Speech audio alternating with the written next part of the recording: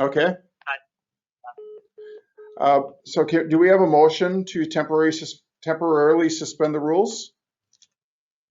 Mayor, Alderman thank Seven. you.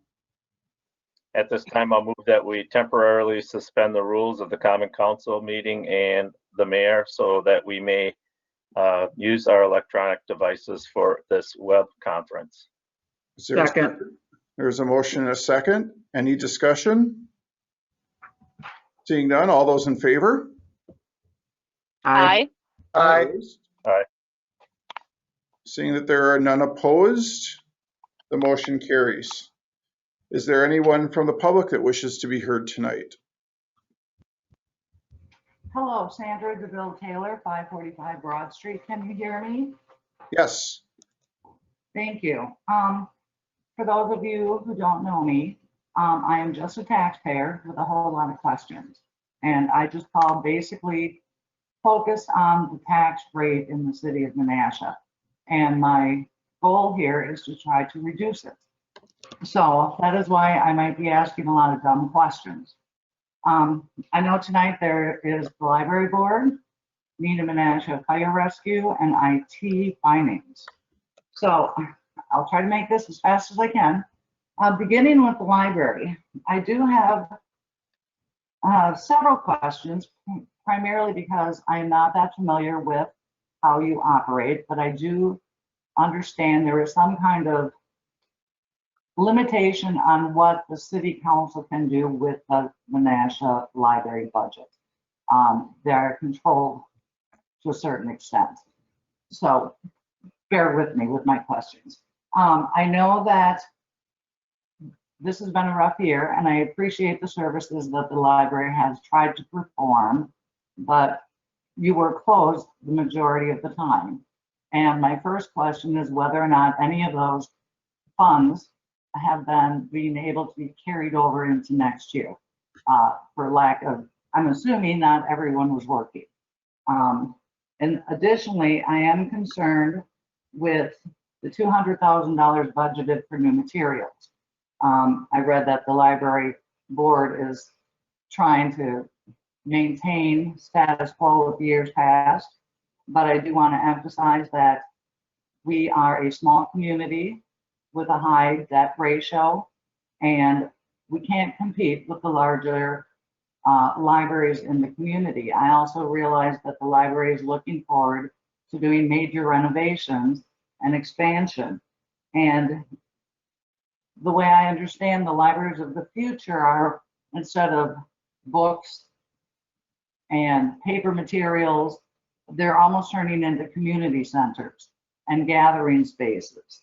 And with that, it opens it up to a wide variety of people. And I'm looking at duplication of services within the city.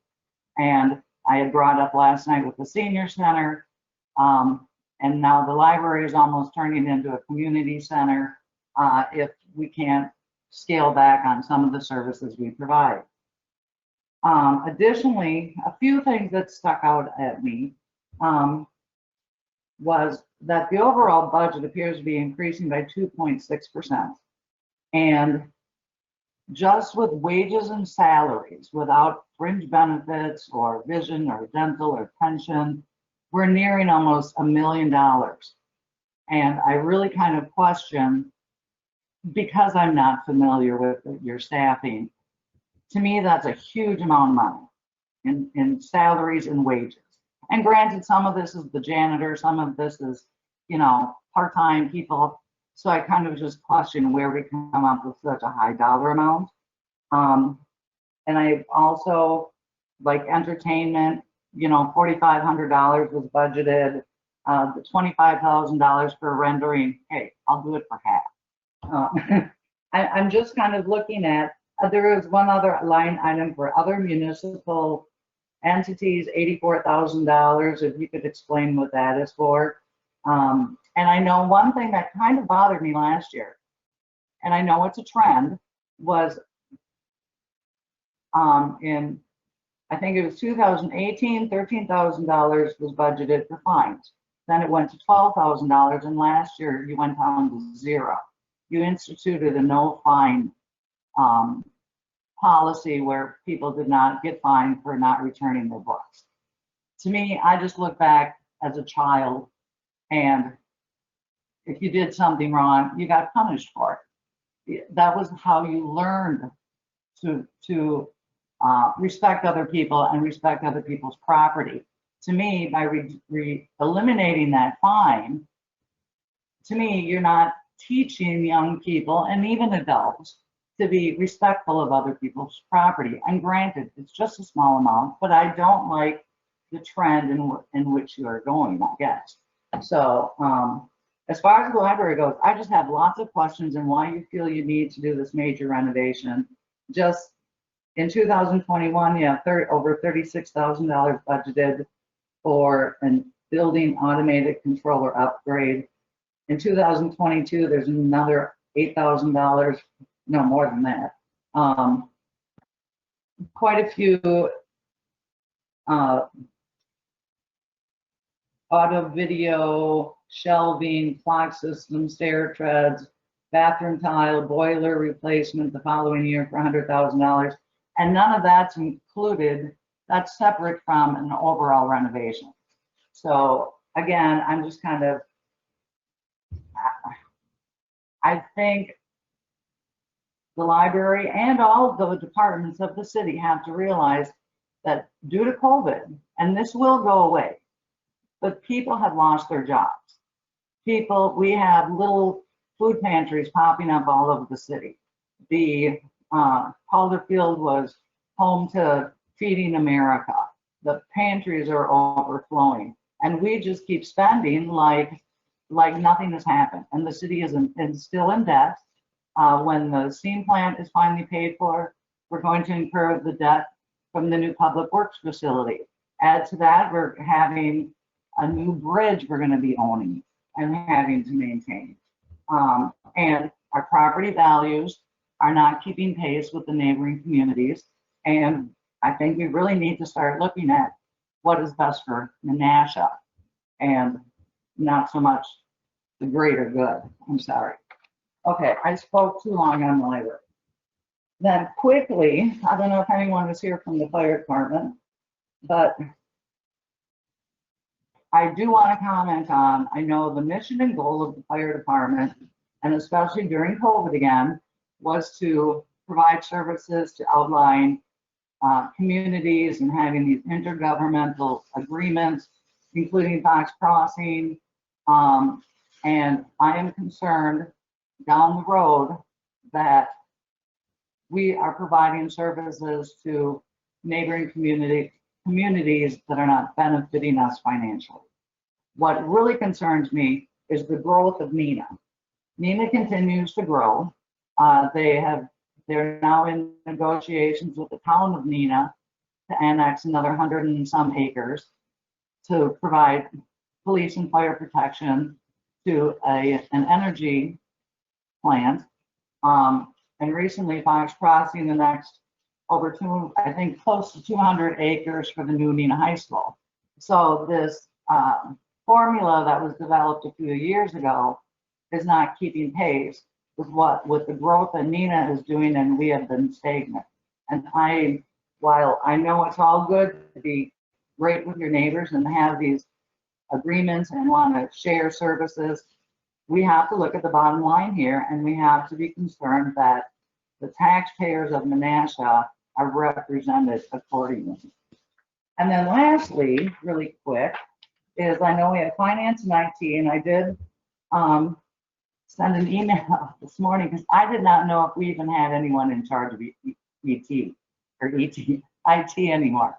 So Jennifer did respond that we do have a IT supervisor and an IT network technician, and I didn't know we had that. I'm glad to hear it. I don't know if this is the place for the website. I think I'll probably save that for the mayor's portion, but I do have a lot of questions on the website. What I am questioning tonight is this data center refresh. It's $151,000. I know the council was concerned last night spending $50,000 for the police department for cameras. I'm wondering if this $151,000 came out of the blue, or if this was something that was anticipated last year or the prior year. In addition to that, there's another $75,000 for information technology fund. I'm not sure what that is going toward. And I guess my biggest concern is, I mean, I know that my computer I'm talking from right now is 15 years old. They get old.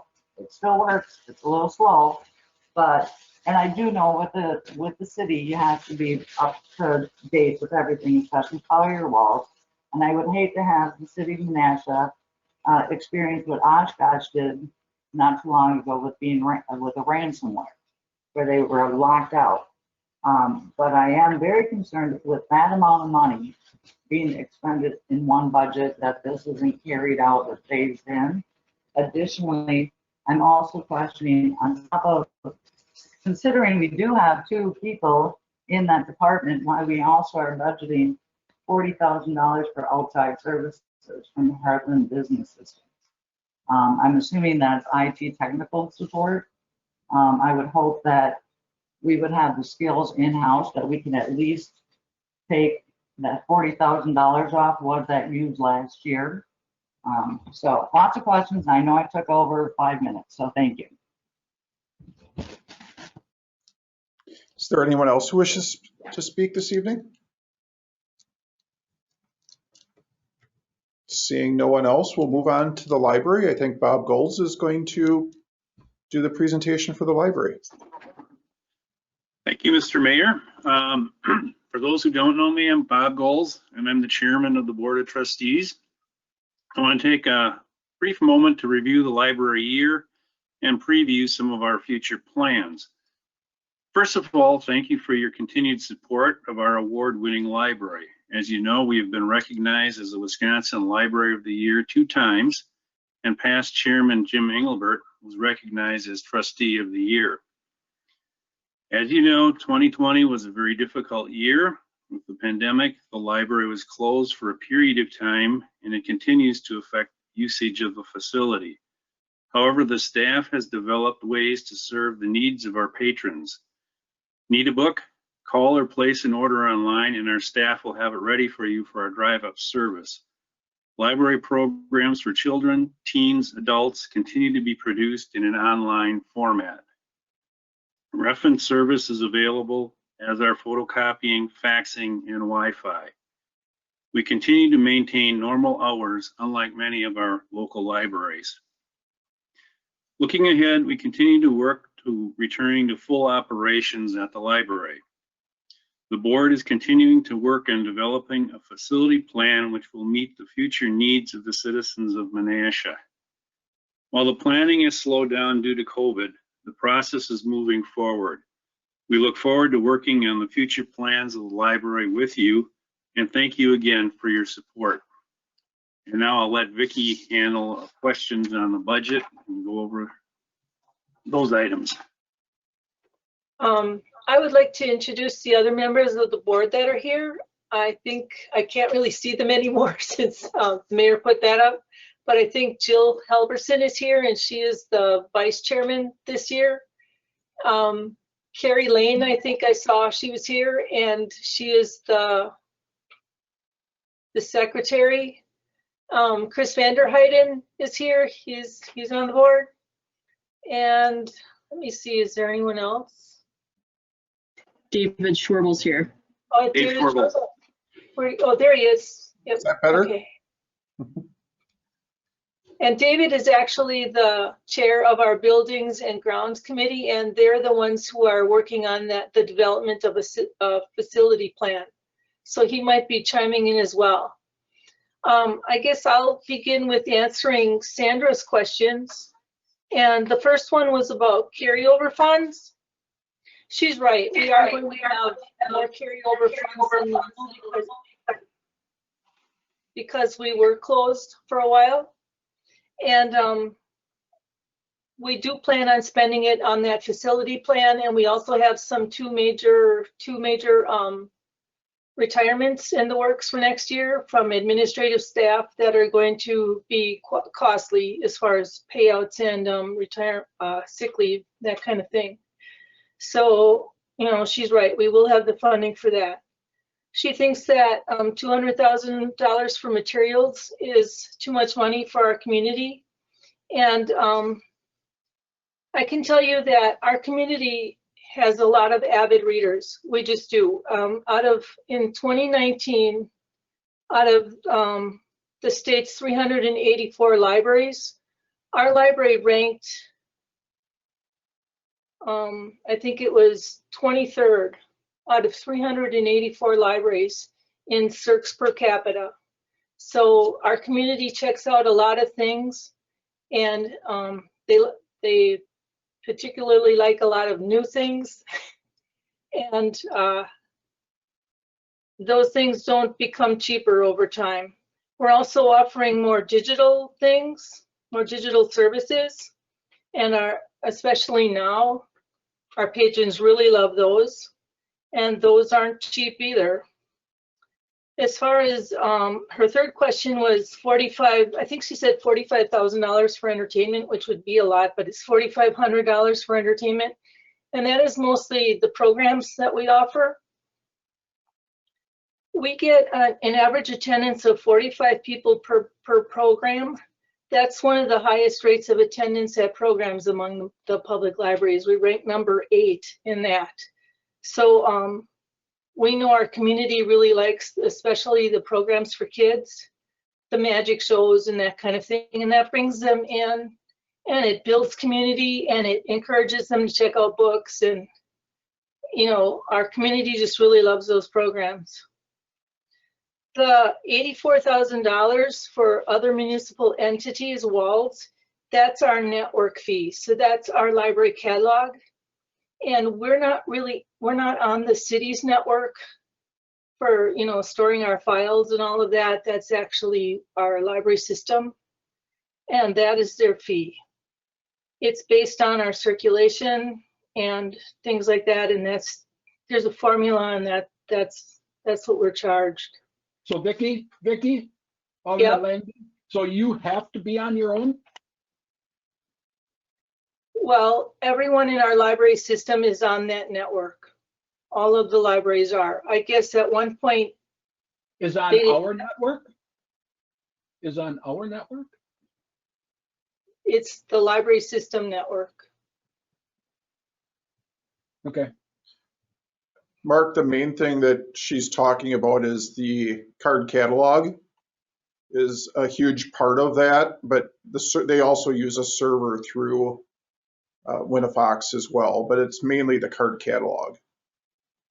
And it's our email and all of that. Yeah. Okay. File storage. But the card catalog is the part that we can't duplicate at the city, and why they need to be part of that. You're right.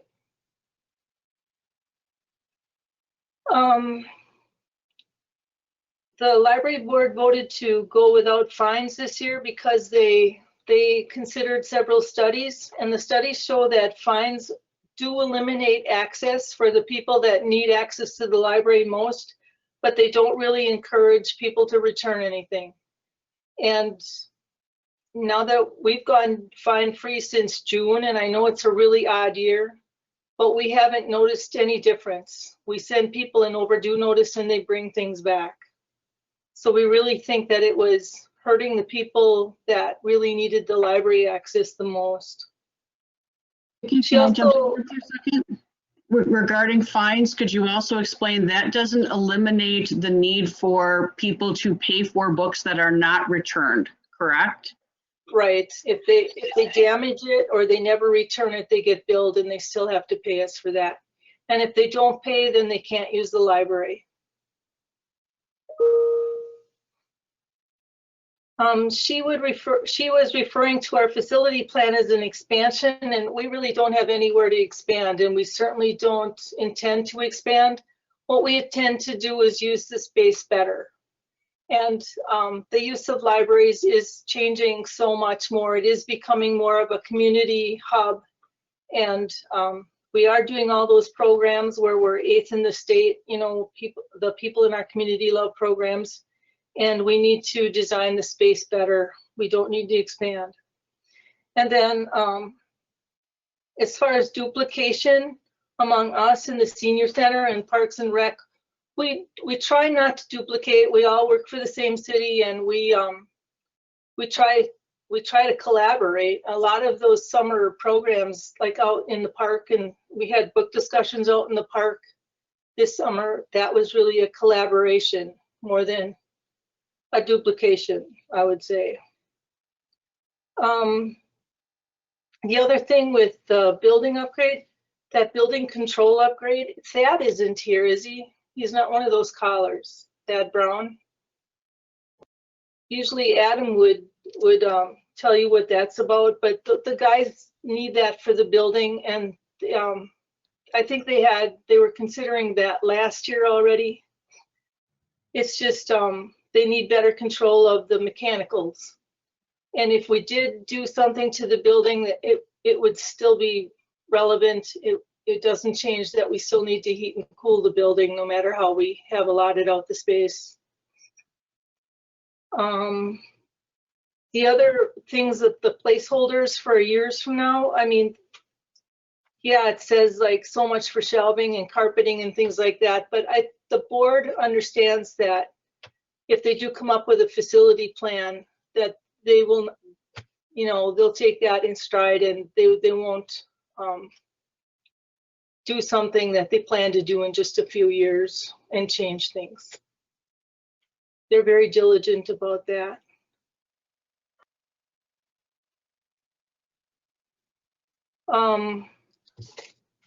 The other thing the other things I would say about the budget is it's not very much different from this year, except that I did want to point out that the county funding has increased. And one of the reasons it's increased is because of Jim's work with Calumet County. It was really our library system's place to go to Calumet County and make them and ask them if they would fund county residents' service of the library at a higher level than the 70% level that the state says they have to. But Jim offered to go to the county, and he really made a difference. And as you can see on, if you have the budget that I distributed, the blue portion at the bottom, the funding from Calumet County is about $30,000 more now because of his work, and that's going to continue year after year. And we have him to thank for that.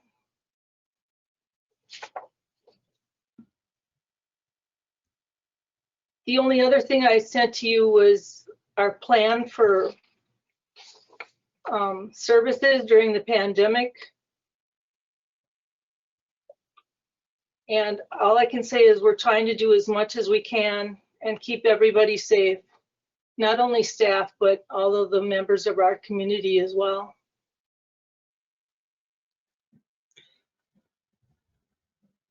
Stan, did you have a question before Vicky? Yeah, I just wanted her to be able to finish before I said anything. So. Sure. Was she done? Yeah, go ahead, Stan. Okay, thank you. Before I ask you a couple questions, I have a question for our finance. Mayor, can you bring up the photo part? I don't need to see that document. We all read already. The photo. So we can see each other. Oh. But I need to, I guess she's not on. Is Sassman on here? No, Jennifer's there. Yes, Jennifer's Yes, here. Oh, okay. See, I can't see that when you got it way up there. So, okay, Jennifer, are we looking at, because of COVID, are we looking at any substantial dollar savings that will be coming back to the city? Well, we are going to be submitting for the Routes to Recovery grant in the next week here.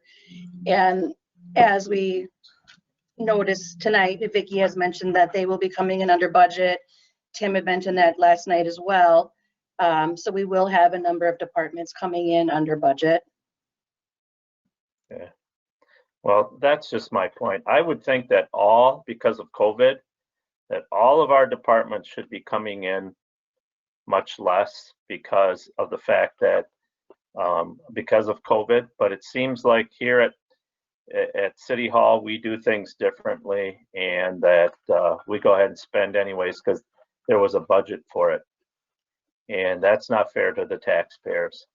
And I'm just kind of being the devil's advocate here because I've had a number of people say, why is this open? Why is that open? Why is this open if I can't go to work? So I just want to make that point, and I was hoping that there would have been some substantial savings, whether it was through salaries, which isn't going to be the case. We just went ahead and paid people anyways. And I know you're going to give me, oh, we worked harder than we ever did before. I can't buy that. So I do want to say, Vicki, I thought you did an excellent job replying and responding to all the questions that Sandra had asked, because I wrote those down as she was speaking, and you did a good job of it. And the point that I did want to make, and I did know this about Jim Engelbert, and well, you know, what a great job he did for us. Because you know, my issues in the past also have been with outside groups coming and again using Menasha. And your board members might not get where I'm going at, but Menasha gets criticized for their higher taxes, but yet they love to come to Menasha and use all our services. Not everybody, but I'm just saying many do. And that's not fair, again, to our taxpayers. So I'm glad to see, I knew Winnebago County always contributed a good portion, and I'm glad to see that Calumet County stepped up, because I know for a fact that there are folks from Harrison using our library, and they don't have a library, but yet they're a village. So I have a hard time with these outside communities that which were our growth areas, whether they like to hear that or not. But we provided all that service out there so they could have growth, so that they could flush their toilets, so they could turn on their lights and things like that. That came from Menasha, and now we're supposed to just provide that because we're going to be regional communities. I don't support. As far as the issue with the fines, when I first read that you were doing this, Vicki, and the board, I didn't like the idea either. I'm not in the library business, you guys are, so you would know better.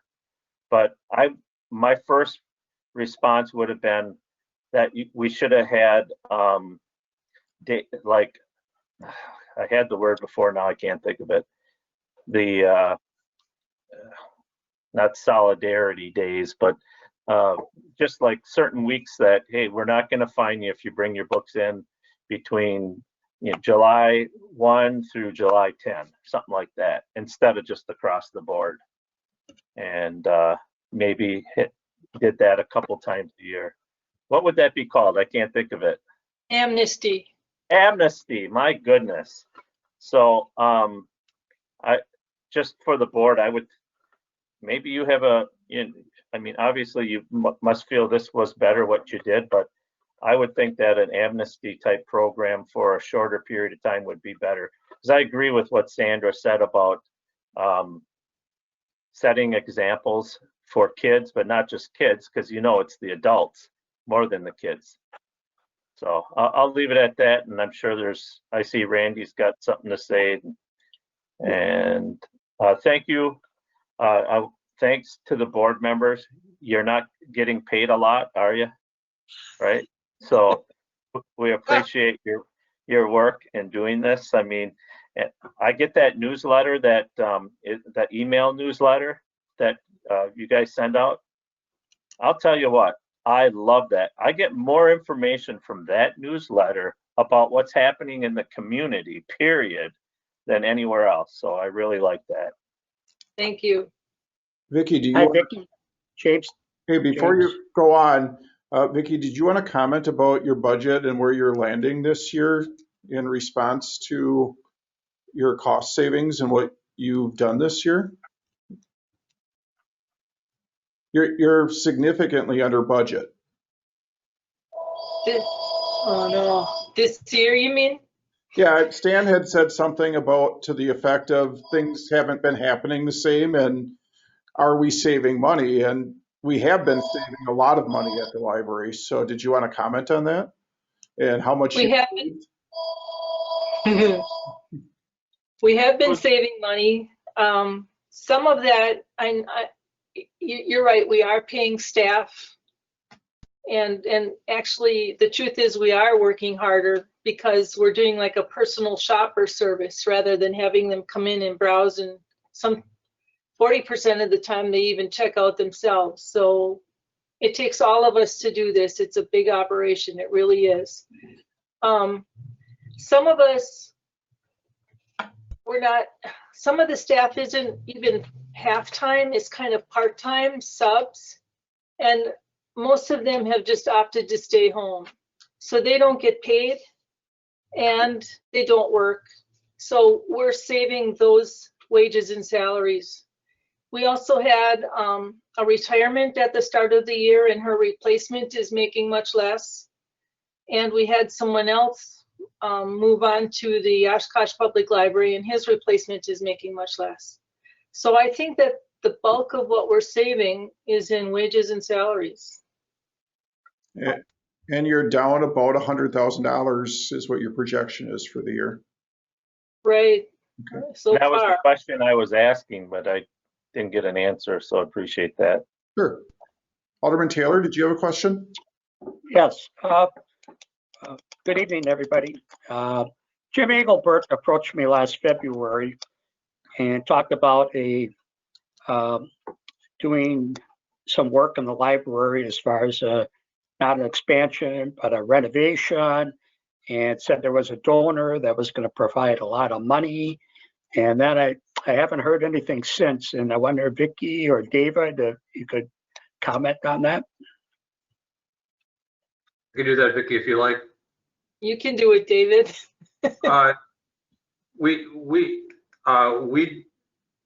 We have been complimented by people throughout the valley on our library, and we want to stay ahead of the curve in maintaining that. And our first goal in the study of what we'll do with the library, because we don't have any idea really what will happen with the library. The first step will be to identify what the needs are.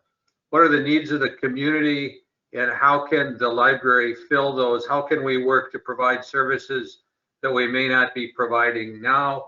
How can we expand the services that we may be providing? How can we reduce some services perhaps? How can we move? We're really looking to see what the library of the future is and what that means for our community. Once we can identify that, we can move toward how does that change the facility. Vicky touched on this. The board and our committee has been diligent in actually deferring what might be called preventive maintenance services so that we don't replace something now that might be replaced as part of this project. And to address Alderman Taylor's issue related to private funding, it is our goal to finance this with a major amount of private funding. At this point, we have absolutely no idea how much this project will cost, or how much we'll look to the city for, which will probably be some, how much we'll look to the community to raise. So we're in a very early phase of this project. The council and the mayor have been supportive of the work we've done so far, which is not a whole lot, and what we're trying to do in the remainder of this year. Thank you very much for that update. Bob, does that kind of summarize where we are, do you think? Yeah, that pretty much is where we're at. As I had mentioned earlier, it's kind of bogged down a little bit due to COVID, and it's kind of hard to get people together for meetings to kind of find out what the needs really are. Thank you very much. And Vicki, I know some time back, maybe when we expanded the library, we didn't want to go into the digital age as far as signage. And, you know, you look at the church across from St. Pat's, I think it's St. Thomas, they have a little scrolling banner at the bottom. And I appreciate all your little signs that everybody puts out on the terrace over there or in front of the library, and the Wi-Fi in the parking lot, and the book sale. And there might be an opportunity to between the base and the sign to raise your sign up and put a scrolling message underneath that. So just a thought on that. Thank you. Yeah, thanks. Alderman Rapella? Thank you, Mayor. Vicki, first off, please tell me how many workers are at the library, like in just the normal morning, Monday, Tuesday morning. How many workers are at the library? Well, we employ about 23 people, but on a normal morning, we probably have about 10 people there. A lot of us are half-time or three-quarter time. Okay, so all right, 10 people are there. So now walk me through how those 10 people work to check. If I call in and I want Huckleberry Finn, so how do those 10 people work in unison to get me my book? Okay, so if you want Huckleberry Finn, we'll pull it off the shelf and we'll check it out for you and put your name on it and put it out in the library. But at the same time, there are people processing the list of holds that we got overnight. We've already had a list of about 750 things to find each morning. And then what we need to do is check them in to trap the holds and then check them out to the people so that they can come and get them in the lobby. We also have someone at the reference desk answering the phone, answering questions. And they are also doing that, finding Huck Finn for somebody from the adult collection. There's usually a backup to the reference person. And they're both usually on the phone all of the time, all day long. And then we have people in the circulation area. One is taking things out of the book drop and putting them in quarantine. And other people are taking them out of quarantine and checking them in. We have someone shelving. We have someone ordering materials and then processing them, you know, matching them against the invoices and things like that. We also have people putting barcodes on them and processing them for checkout, making sure they're in the catalog. And then we have people who are doing programs, and what they've done now is they've gotten really good at video recordings. So they record themselves giving like a story time, and then they edit it and put it on Facebook. I've seen those a few times. Yeah, they've become really good at that. And that's pretty much everything. If someone paying the, you know, processing the bills. Okay, all right. One more thing.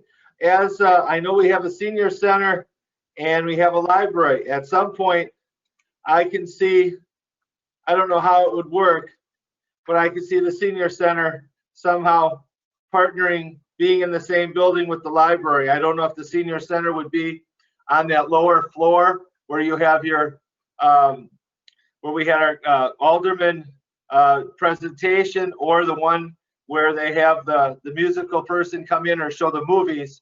But I would think that it would help maybe to have all of those in the same building. I think that would be great to provide the services for the senior citizens. They'd have computers, they'd have everything else that they would need.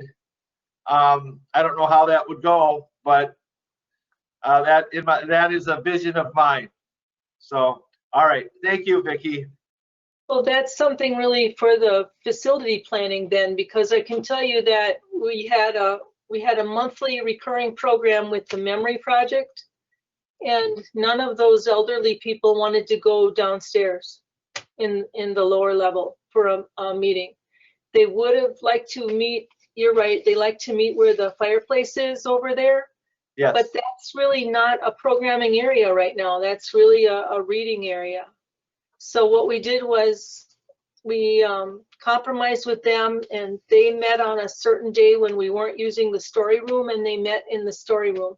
And that's just the reason that we need a facility plan, because we need the space, especially the space on that main level, to have that kind of flexibility, to not only accommodate like a story time or a children's program, but to also accommodate that kind of program. Okay, thank you. Can I just add something to Vicky's? You sure can. I've spent really my whole life trying to stay away from public service. I've only been on the board for about 2 years, I believe. I'm absolutely amazed at how well the city of Menasha is run. A lot of my fears have been allayed. And one of the things that I'm absolutely flabbergasted by is the statistics that Vicky prepares every month for the, I understand that this is by law, that she submits this to the Wisconsin Department of Public Instruction. But there are certainly 100 to 200 lines in this. And it compares this month over the same month last year, this year over last year. So there are substantial metrics available for the use of the library in many adult books, adult periodicals, audiobooks, music CDs, electronic devices, so on and so forth. You can see what the library has done. Frankly, this year to date, the library is performing at somewhere, it appears to me, at least 60% across the board of what it has done in the previous year. So it's not that the library is doing nothing. In fact, some of these line items are up. One is up 113%, one is up 80%. And what surprises me, Vicki alluded to this in a slight way, that the reference librarian, you would not believe the calls that the library gets for what you might consider to be trivial questions, and many of them are trivial, but there are many questions that come to that reference librarian, and that service has been at 100% and maybe more as compared to year over year. Thank you.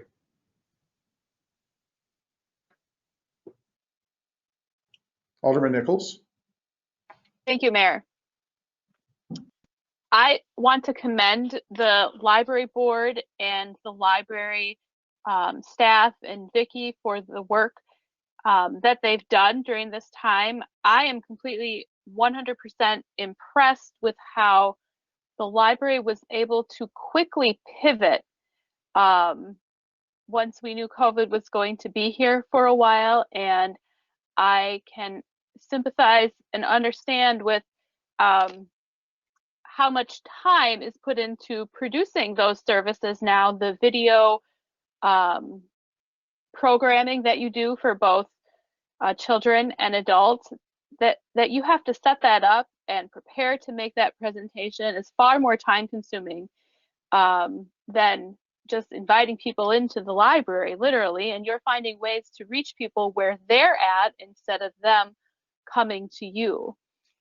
I've started to use the library again. My kids use the library on their own now. They can check out their books with their library card, and we walk to the library together to get our books, return them, and we sit and read together. And so we are revisiting or learning to use our library again. And I'm familiar with many of the statistics and data that you talk about because of the years that I served on the library board with some of you. And so I'm really grateful for the service that you've provided during this time for our community. And I'm very appreciative also that you seem to be approaching this facility study with an open mind, really being open to seeing what comes of it instead of going into it maybe thinking about what you think it should be. And so I'm looking forward to seeing what comes of that as well. Thank you. Thank you, Rebecca. That we really are trying to do that. What the community needs, how we can serve better. Does anyone else have questions for Vicki or Bob or Dave? I guess I do want, oh, Tom, go ahead. Well, I just wanted to echo what Becky had said, that I'm looking forward to the library reopening just because I would go 2 or 3 times a week. It's a great place. I know there's concerns about upkeep and stuff, but that's with anything. You own a home, you keep it up, you keep things going, and I really think it really is a shining star of Menasha. Thanks for everything you do. Thank you. Thank you, Alderman Grady. So I just wanted to comment a little bit about the facility study and how important I think it is that we maintain our status as one of the premier libraries in the area, at least. And being that we do have some additional funds that are going to be remaining in 2020, we do want to make sure, I will be bringing something forward at some point next year to make sure that those funds could be used for other purposes, maybe that facilities study, maybe retirements, as Vicki had said. But I do plan on bringing something forward because I do think it's important that we continue on that path. And we had really good momentum going, and then COVID hit and everything is kind of stopped right now because it is so important to hear from the community when we do those sorts of things, not just in our little group. So I'm looking forward to maybe moving forward on that again this summer. If no one else has any questions for the library board, we can move on to the fire department. Thank you, Vicki. Thank you, Bob, Dave, Jill, Carrie. Chris? Mayor, I have a question. I have a question for Jennifer, Mayor. Sure. Are you there, Jennifer? I am. Okay. I don't need the number right now, but according to the mayor, we're going to have a $20 increase per about $150,000 home in the community. And I would like to know how much we would have to cut throughout the budgets to come to a zero increase. So I don't need that number now, but through the budget session sometime you can give us that number. Thank you. Sure. Okay. Seeing no other questions for the library board, we're going to move on to the fire department. I don't know if, oh, Becky? Oh, they're all waving to the library board. Okay. Thank you, Vicki, and your board. Thank you very much. Thank you, Kevin. guys. I was trying to find you, Kevin. Do you need to share anything on the screen? I don't. I will just I just made a couple notes and I can just read from those. Most of it is found in the budget book, but I just wanted to highlight a few things. So first of all, I'd like to thank you, Mayor, and members of the council. I do have Deputy Chief Voss and Assistant Chief Peglow also with me tonight, so I appreciate them being here. So first, if you don't mind, I'll just answer a couple of the questions that Ms. Taylor had for the council. So as far as the COVID regional response with the city of Kaukauna, Grand Chute, Appleton, Oshkosh, Fox Crossings, and ourselves, we didn't know where this COVID thing was going. And the last thing, as we talked as a group, the last thing we wanted was to deplete a shift or staff that would jeopardize any type of response or service that we provide. So we formed a coalition, and we thought at the time that was the best thing to do. We, even at the highest point, which was probably between 2 to 4 weeks ago, we had somewhere between the 5 of us 50 to 70 firefighters off right at that time. So we were, even at that point, we felt that we were okay yet, because it affected everybody evenly. Kaukauna did lose a shift of firefighters, but they had enough people to work overtime to cover that shift of firefighters. But we were still wanted to be prepared. So we really haven't been to that level of needing to send crews to different communities. And after our meeting today, everybody is back to full service with their staff, except Appleton may have one out, and I think Oshkosh had one out, but everybody else is back at full staff with any COVID issues. So, but at the time, we just wanted to make sure that we were all covered. As far as the other question with the growth of NINA, again, that is that part with you know, the shares of what city pays what. That is in our formula for our merger. And I believe if you look at the 4 parameters, which is population, square miles, equalized value, and calls, as long as NINA continues to grow, I think, you know, Menasha is they're gonna be paying, you know, a little less each time if there's that growth. And I think it showed in this year's number with the 0.5% reduction for the Menasha side. So I don't know what the future looks like, but if they continue to grow, and of course the population, then if they're growing, and then the value of buildings, so hopefully we see, you know, that reflects in that formula. So those are the 2 questions that I jotted down. I hope I didn't miss any other ones.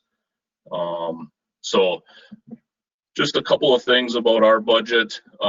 We did meet with both mayors and both finance directors initially, and then after that, the meeting that we typically have once or twice before the workshops begin, then the finance directors work with the mayor, and then they come up with some numbers that we need to find or figure out how to get to where they need us to be. So that happened, and so that's where we are today. And before I get into numbers, I just want to go through a little bit of some of the things that we've accomplished over the past year. Some of those things I'm very proud of that our department continues to do, continues to grow, and be the best. So response times, our response times are, this is turnout time, which is the time from the alarm to the time the crew arrives on scene, is 4 minutes and 57 seconds. And so that sits right above average of what is required. And we go back and forth between Oshkosh and Appleton as far as response times, usually by just a couple of seconds. So we're all about the same in the CAD system. Fox Crossing, I believe they're about 3 minutes to 4 minutes, depends on what staff that they have available. And then if you're looking at like the village of Harrison, they're probably in that 11 to 12 minute response time. So or more. So we're proud of that. We continue to work and be efficient when responding to calls. We got to remember that we still need to be safe while we respond. So and that's, you know, that comes with the location of our stations, and they're located just so that we can meet those times. Moving on, we have a call volume of almost 3,000 calls a year. And that continues even with that growth continues even with COVID, where we cut back some types of calls that we respond to. We're almost exactly where we were last year with call volume. And then I just looked the other day, we actually are at this point in the year, we've had 35 structure fires. So that's about 23 more than we've had last year at this time. So our crews have been busy in both cities. Typically, our goal over the last couple of years has been professional development in our training, and Chief Peglo has done a fantastic job on stepping right in and start to train our new firefighters and prepare for our firefighters that are here now. They're going to move up into the positions, because next year we're looking at 8 8 to 10 retirements, and those are all captain positions. So those positions will be filled with drivers, and drivers will be filled with firefighters. So we had 14,000 hours of training, and that's about 204 hours per person. And that was an increase of about 57 hours per person from the year before. So each year, our goal is to continue to train. And the thing with the training is, and I know there's a lot of hours that are spent training, that's a lot of times we feel that's what we do, all we do, but when there's no room for error when we respond to a call. When we respond, everybody expects to be the best, and so we train to be the best. And so we do spend a lot of time making sure that we are covering all the different parameters that we do. And we're one of the only departments around that covers all aspects: the swift water, the dive, the ice rescue, the shore-based rescue, some of the special operations like confined space because of our industry. And then of course, vehicle extrication and all the structure fire type calls that we go on, and then EMS as well. So Chief Peglow has his hands full trying to collect and maintain all the different training areas that are required by the NFPA, and he's done a great job of keeping track of those hours. And then inspection wise, we've almost doubled our inspections because we've become very pro inspection. We've done about 4,000 a year, and that includes, or does not include, the 2,200 violations that we go back to correct, make sure that they're corrected.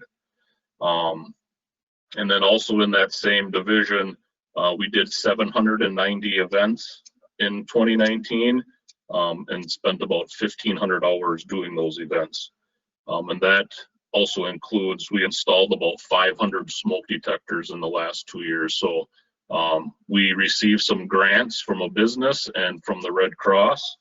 And then we also, what we do then is if the staff is going on calls and they see something that, or a home or a residence that does not have smoke detectors or that they're old, we carry them right on the trucks and replace them. So pretty proud of those accomplishments, getting in and making sure homes are safe as well. Some of the goals that we have for next year are, we're not able to, because of COVID, have some emergency management training between both cities. So we're looking forward to being able to do that next year. We're going to be implementing our second joint recruit class with the city of Oshkosh. So Oshkosh has about 4 to 6 new firefighters coming. We have 8, so we'll have 14 firefighters in a recruit class. And the best thing about this joint recruit class is that instead of having one training chief in working with the 6 to 8 firefighters, we have 4. City of Oshkosh has 3, and then Chief Peglow assists, and they assist us. It gives them a little bit of freedom as far as if they have other things they need to work on. There's always 2 to 3 chiefs there working with the recruit class. So it worked out really well last year. They got together and worked out some of the things that could be fixed and streamlined. And so we're ready and working with Oshkosh to be able to do it again.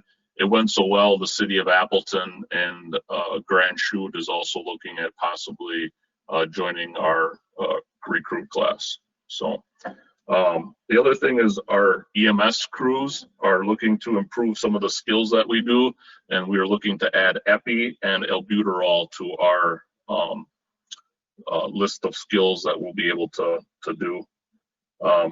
Again, as I just talked about, we're preparing for 8 new firefighters. We have been preparing for them over the last 4 years. We knew this was coming. We didn't know exactly what year. We've had 1, 2, 3 over the past couple of years, but now we're going to have 8.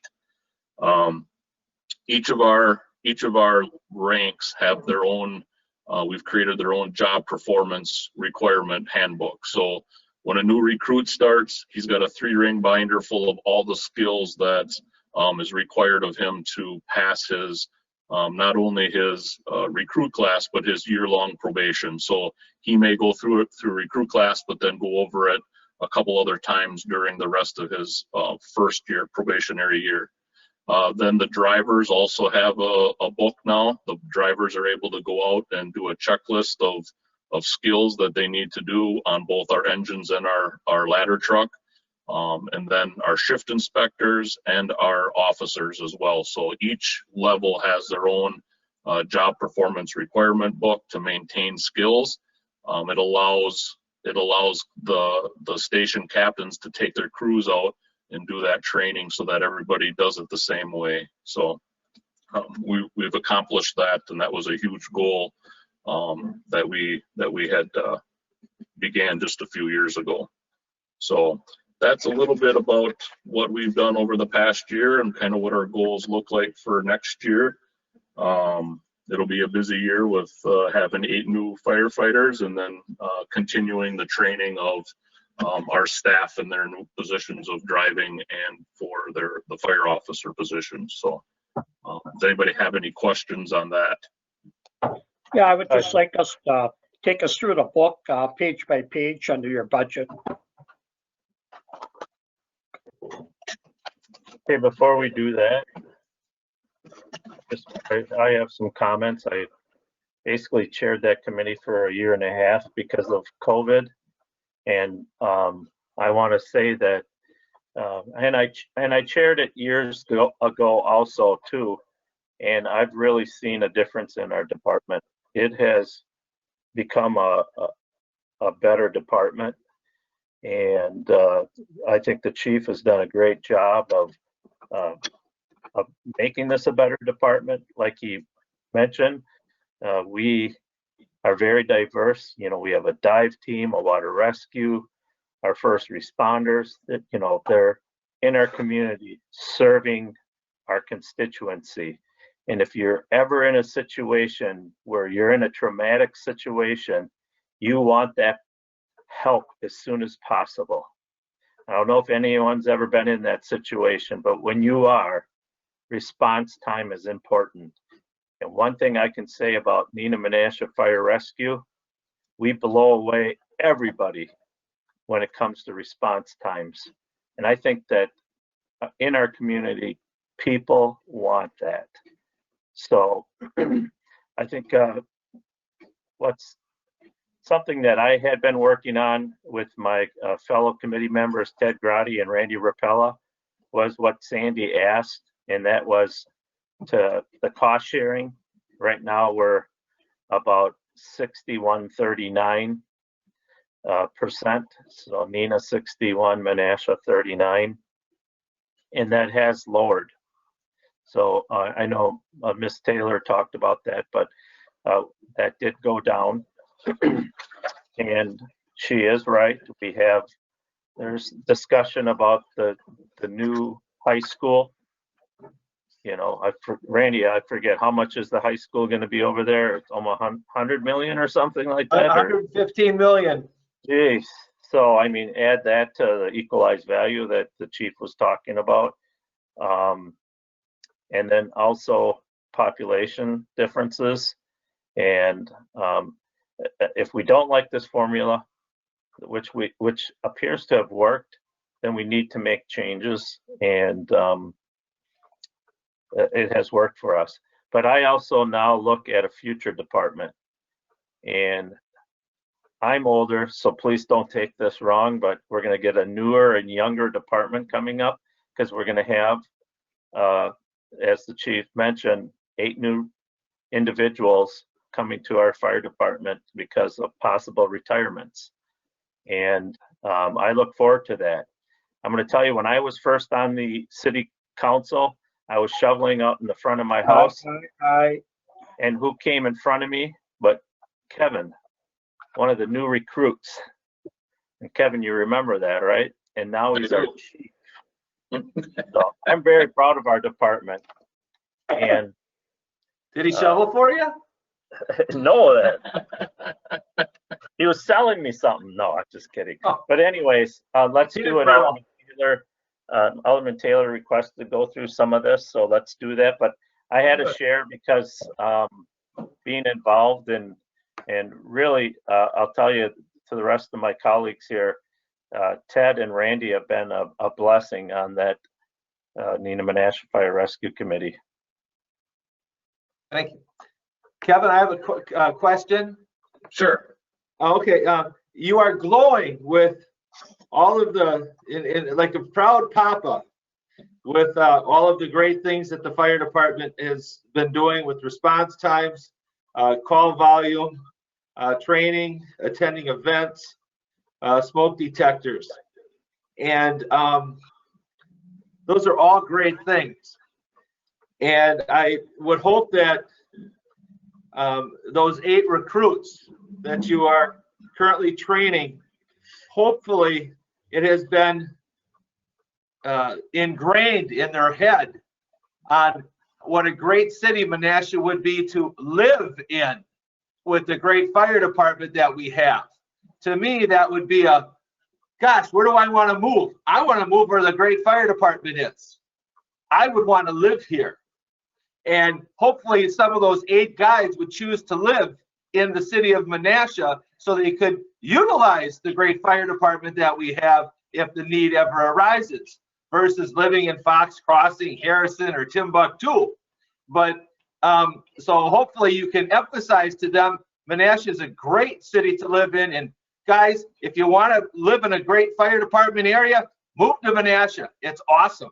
So hopefully, Kevin, we can get a few firemen to actually live in our city. That would be awesome to have. Thank you very much. You're welcome.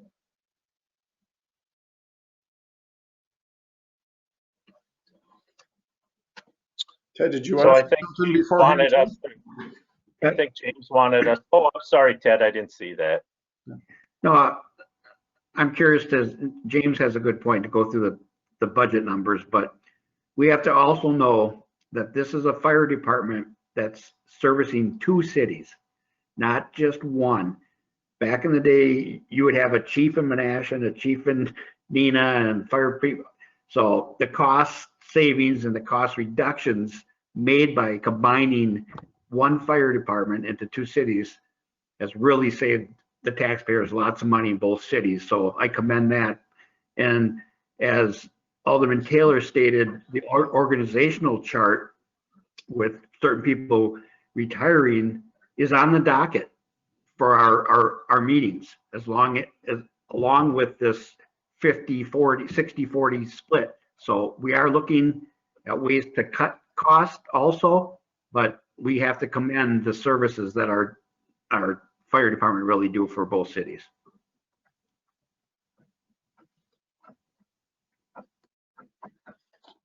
Kevin, did you want to share the budget pages or not? Sure. Yeah, I'll share a couple of the highlights of the budget. When we prepared the budget and then had met with the mayors, we had looked at the cost savings or the reductions that we had, and the first one was about 217,000 just for salaries. So there was a reduction of 217 or 214 with salaries because of the 8 to 10. I think they figured out 8 retirements, brought that down, our budget down 217,000 roughly. A couple of the other areas were this in the IT. So some of the programs that we use on the fire department and the some of the other programs that the city of Neenah uses throughout some of their different departments. Neenah was signing 1-year contracts with the different programs and things that different departments use. So what they did was they went out and they agreed to a 5-year contract for all the programs. And that 5-year contract, instead of paying it yearly, they paid a 5-year bill on those. It saved the city about $100,000. So some of that reflected back on our budget too, because they split that savings up amongst the departments. So some of that savings was there too.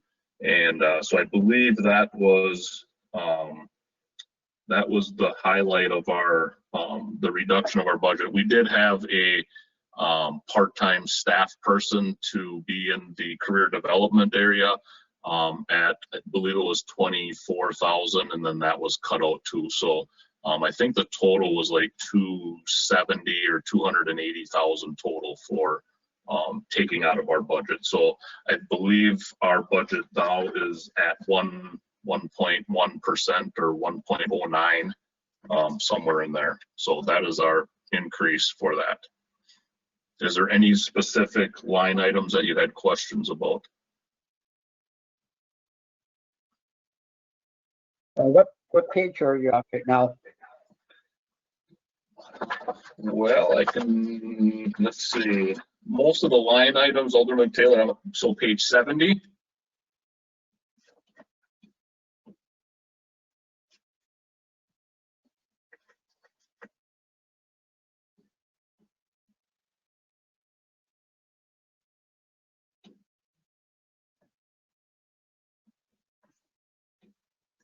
So Kevin, I just put that up on the screen if that helps as well. Oh, thank you. Is that the page that you're looking at? That is correct. Okay. Yeah, 70 and 71 pretty much have the whole budget in it.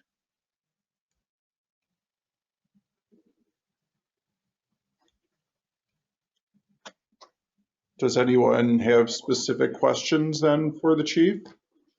I just wanted to say that the Menasha Fire Rescue unanimously endorsed the 1% increased budget. We thought it was a very good budget. Chief, I do have another question. Sure. It pertains back to the high school. Yeah. Is this going to be serviced by us, or will it be serviced by Fox Crossing? I mean, is Neenah looking to annex that property, be in Neenah, or what's the situation? I don't believe so, Alderman Sevenick. I think that it's going to be in the village of Fox Crossing, and that will be serviced by Fox Crossing. Okay. So then, so a little confused then. So like they would have to provide fire protection services, and would they be receiving any type of tax base by having that high school there? Yeah, I don't believe so. I think that we once they transferred over into the Fox Crossing, then we will not be participating in any of the programs that we were doing at the current high school. I know the current high school now in Neenah is going to be the middle school, so we'll still obviously do some things there, but that'll be all Fox Crossing once it's built. Okay, I do have one thing that I had on my list here, that there is one negative. I hate to bring up the negatives, but one negative is the municipal agreement or cooperation we had with Appleton has expired basically. And could you explain a little of that to the council and where we're going with that or hoping to go with that? Sure. Hopefully I can change it into a positive, but so it's been almost 2 years since our auto aid agreement with the city of Appleton has kind of went away, and that was because the Outagamie County went to a whole different CAD system. They went to a whole different program, and so it did not mesh with the radio system in in Winnebago County. And so for 2 years now, they've been trying, the two counties have been trying to get our system back up and running where we can do our AVL, where they can locate where our engines are so we can have the closest engine respond. But over the last month or so, there has been a whole new, I think they got rid of some of the people that were working on the system, and they've been doing some testing now over the past couple of years and or couple weeks, and so they're getting closer. We thought it was going to be lost, like there was no possibility of having this done, but they've been running some tests now, and they're cleaning up some of the issues that they're having. So I don't have a deadline of when it would be completed, but at least now it kind of looks like it's a possibility, and that they're working towards having our auto aid back with the city of Appleton. Excellent. Thank you. Did you have something, Deputy Chief Voss, to add? I would just echo that the live testing has been taking place almost daily over the last 2 weeks with both of the CAD vendors, Motorola and Spielman. And I'm starting to see daily emails now of things that they're accomplishing. For the last 2 years, I haven't seen anything. So it's promising that this could be coming back online yet this year. I'll just say that.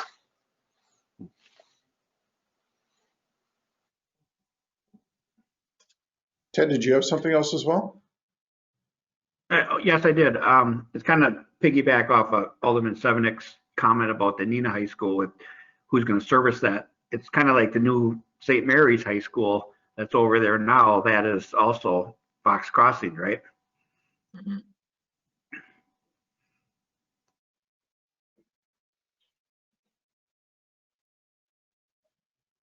Anyone have anything else for the chief?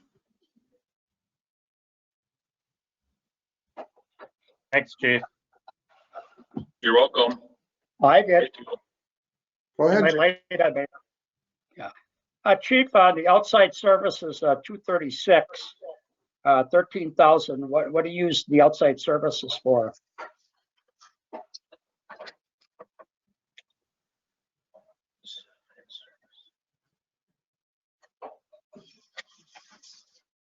Deputy Chief Voss, do you want to answer that one? I thought that had to do with the fiber optics. I think, don't hold me to that, but I think that's what that is the fiber optics charges in both the city of Neenah and the city of Menasha. That sounds right. Yep, the fiber optics at 36 and fiber optics at 31. Okay. How many women are employed in the as firefighters? We have one female firefighter. She is at the captain rank as of right now. And actually, for the first time in several years, we just had a female candidate come through our interview process. Okay. Do you know how many firefighters or all people in the fire department live in the city of Menasha and Neenah? I don't know the exact number, no. Yeah, you can email that to me sometime. Okay. Thank you. If I could just interject there, I will tell you that during our interview process, Kevin and I do have many discussions on when somebody says they've grown up in Neenah and they've grown up in Menasha, or they live in Neenah or they live in Menasha. We certainly give them a really strong look. I mean, we're in favor of hiring Neenah kids and in favor of hiring Menasha kids. I mean, they still gotta get there, but when we can hire a local kid, we're pretty proud of that. So I just want to throw that out there. We have interviewed in the last couple of weeks a few kids that are from Menasha and live in Menasha, and a few kids that are from Neenah and live in Neenah. So just know that that's important to us too. Yeah, one of our goals was to get into the high schools and do some visiting with those seniors that are graduating, and at least offer them the opportunity to take a look at the fire department. So we do some recruitment things at Fox Valley Tech and at the high schools. And then they did have a couple times they've had it at the that Appleton, the new Expo Center, where we were able to, at least do some recruitment. And those are the kids from our high schools are one of our goals. And the more we do that, the more we find out that, those juniors and seniors, a lot of them still don't know what they want to do. And being able to talk with them and offering some kind of ride along with our department, or at least a couple-hour visit to our stations, has really grown in popularity of requests to be able to do that. But because of COVID, of course, our list is still there because we really can't have them come through. But we really, over the past couple of years, have made a point to visit and recruit from our high schools. Okay. What about the overtime budget when it comes to education? We seem to have people on multiple shifts, and it creates quite an overtime. And have we looked at streamlining that, putting the education people on one shift and to minimize overtime? Well, education is, you know, the type of education comes at all different ranks. Some are going for their bachelor's degree. Some are requesting to go to the fire academy. Some are currently going to UW Oshkosh. And so, you know, the training part of it, we didn't really have a lot of that this year. But a lot of it is, the training part of it is sending our inspectors to the arson classes, to the inspector classes that are held. And so that's where the majority of that, the schooling and classes come from. I think over the last couple of years, we've only sent one person to the fire academy. We did have one that was canceled in spring, of course, because of COVID, but those are the types of things that are the training, and the education part is the existing members that are inspectors, and they're keeping up their certification and learning new rules and guidelines for when they're out inspecting. Kevin, I think Alderman Taylor was asking about public education and our public education. Oh, I'm sorry. Yeah. I was good to hear that, the other education end of it. Yeah, so public education, that you're right. I mean, this year it really put a damper on some of the education that we do, but we kind of did the same thing as what Vicky did at the library. We had our public education team do videos, and we sent out videos during different times over the summer, and then our public education team, they sent a video, our normal presentation at all the schools, all the elementary schools in both cities. They created a video, a skit like they would do there, and sent it to the schools. And so it didn't require as much time spent at the schools as we normally would. It just required the time for them to get together to put the message together and then send it off to the high school. So yeah, we probably saved probably 10,000 in overtime from what we did last year. Well, maybe we'll work towards more of a digital training education for the public, but I understand that we have multiple firefighters on different shifts, so it does create. If we looked at the educational team just all being on one shift, so we avoid the overtime issues. Well, it's the way we align shifts is it's like one of the most complex things that occur in the fall. We have to align shifts by the union contract based on seniority on the department, what water rescue, if they're on water rescue or if they're on special.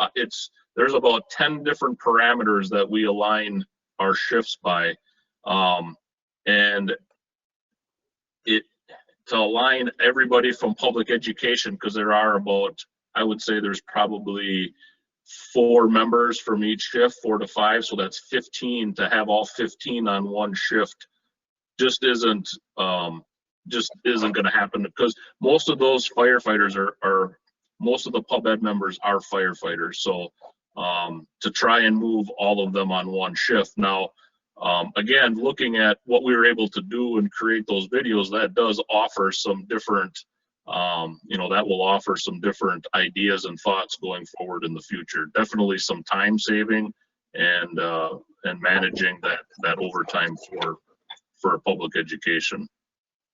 If I could add, I'm sorry, if I could add, the overtime for public education really is incurred in the fall during public education week or during public education month in our case, because we go out and we take this program that we have for the first, second, and third graders to every school in the Neenah and Menasha school districts. So the problem with trying to cover that event during those 2 weeks with on staff people, the challenge is that it's very, very difficult for us to get scheduled into the schools where they can get us time. Now, obviously with COVID and virtual school, this has all changed, but typically that's why we bring those people in on overtime during those 2 weeks. The rest of the year, nearly all of our public education is done on shift with on-shift people. It's just we have a real scheduling challenge during Fire Prevention Week to try and get to all of those schools in a timely manner. And they present 3 times a day so 3 different schools they have to move the set and move the program to. It's very challenging. It's an award-winning program, but it takes a lot of work, and it would be almost impossible to try and do it with on-duty staff and then risk having a call in the middle of it and them having to leave. The school scheduling, they wouldn't allow us to do it. I hope that helps. Thanks. Would it help that we don't have to, every day should be fire safety day, and why do we have to limit that to just those 2 weeks?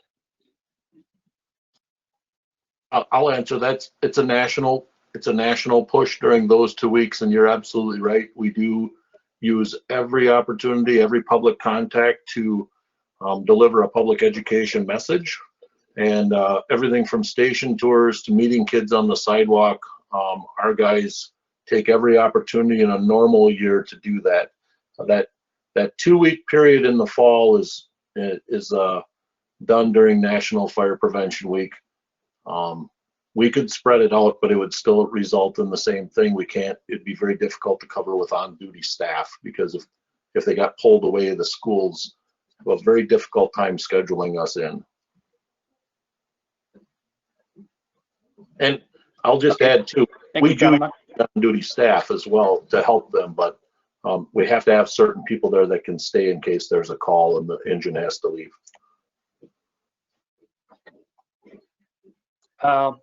And also, have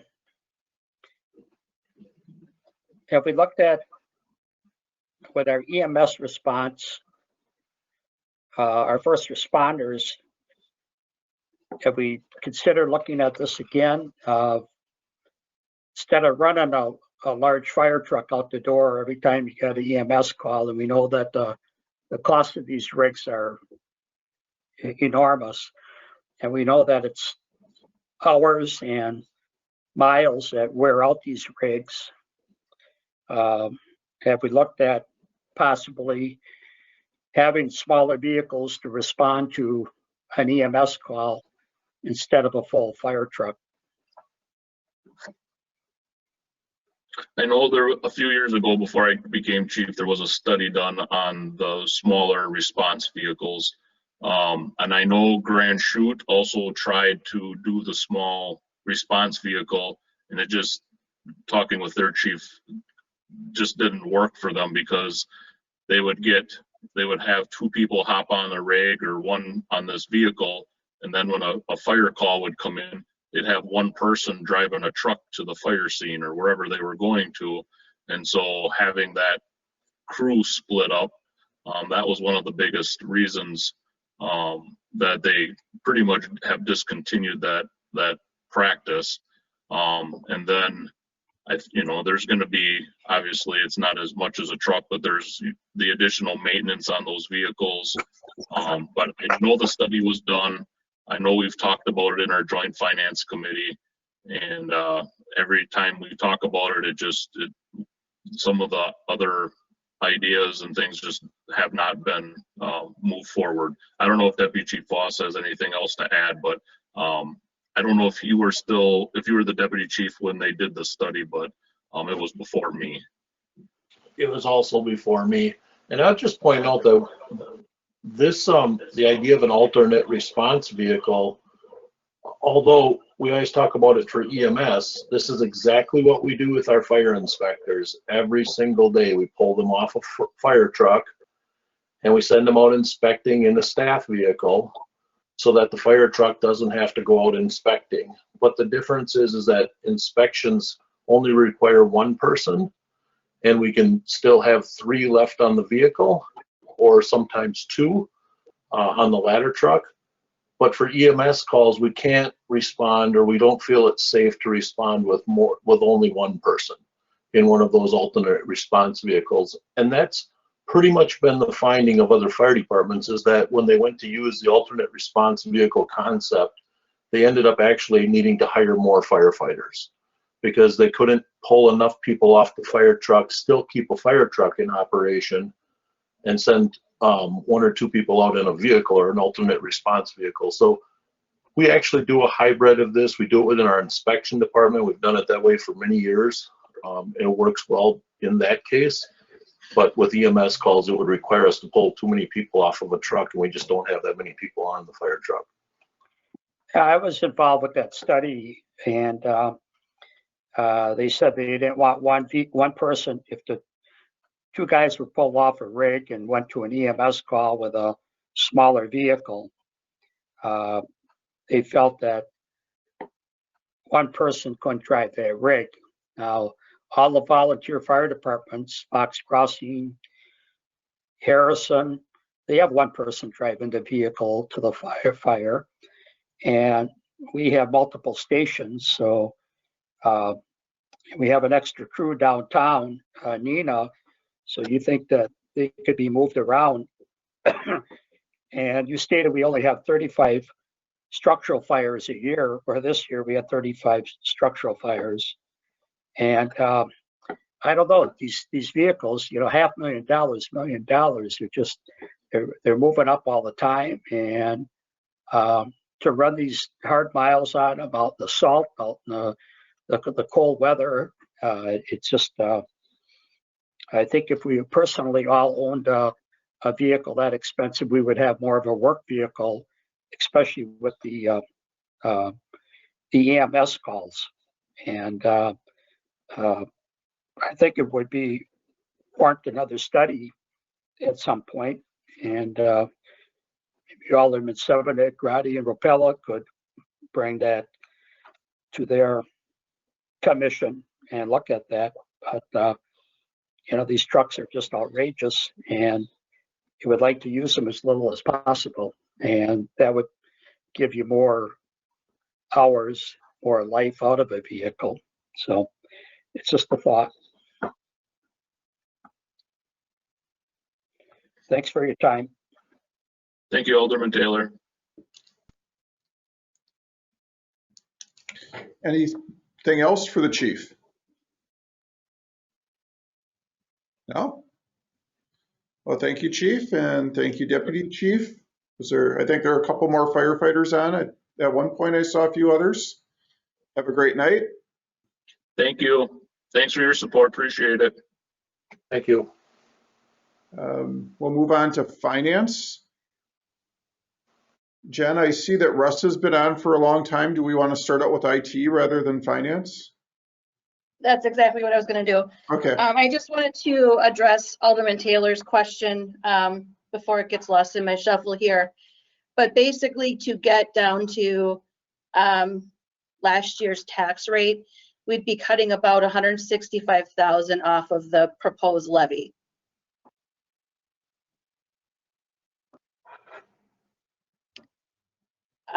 We'll start out with IT. I have both Kurt and Andrea on the line. Actually, I don't think I need that. Russ needs that, Mayor. Oh, sorry. No, it's okay. Let's see if I can make it for Russ then. So anyways, Mayor, Yes? I think as far as going along and following in this budget, this is probably the worst budget that I've ever had to go through. One thing you really need to do is have a better table of contents here, and it's junk, because I just spent literally 15 minutes trying to find the IT portion of the budget here. And I have it now, but anyways, when we have these agendas, instead of just having community development, police, or whatever, I think the page numbers got to be added. Somehow that got lost. You know, we always had it in the past. So we have one more agenda coming up for next Wednesday. I want page numbers. You can add the page numbers on next week. Okay, so I have on the line, I have both Kurt and Andrea in our IT department. And then we also have Russ on the line who has a presentation for us. Russ is our consultant that we deal with, and he's with Heartland Business Systems. And we've been working with them since 2019. So he has a presentation on where we're hoping to move towards as far as our infrastructure with IT. So I will turn it over to him right now. If you have any questions, Mayor, I will just kind of watch for your microphones, and if Russ is okay with answering questions throughout. Otherwise, certainly when he's finished, we can go through questions as well.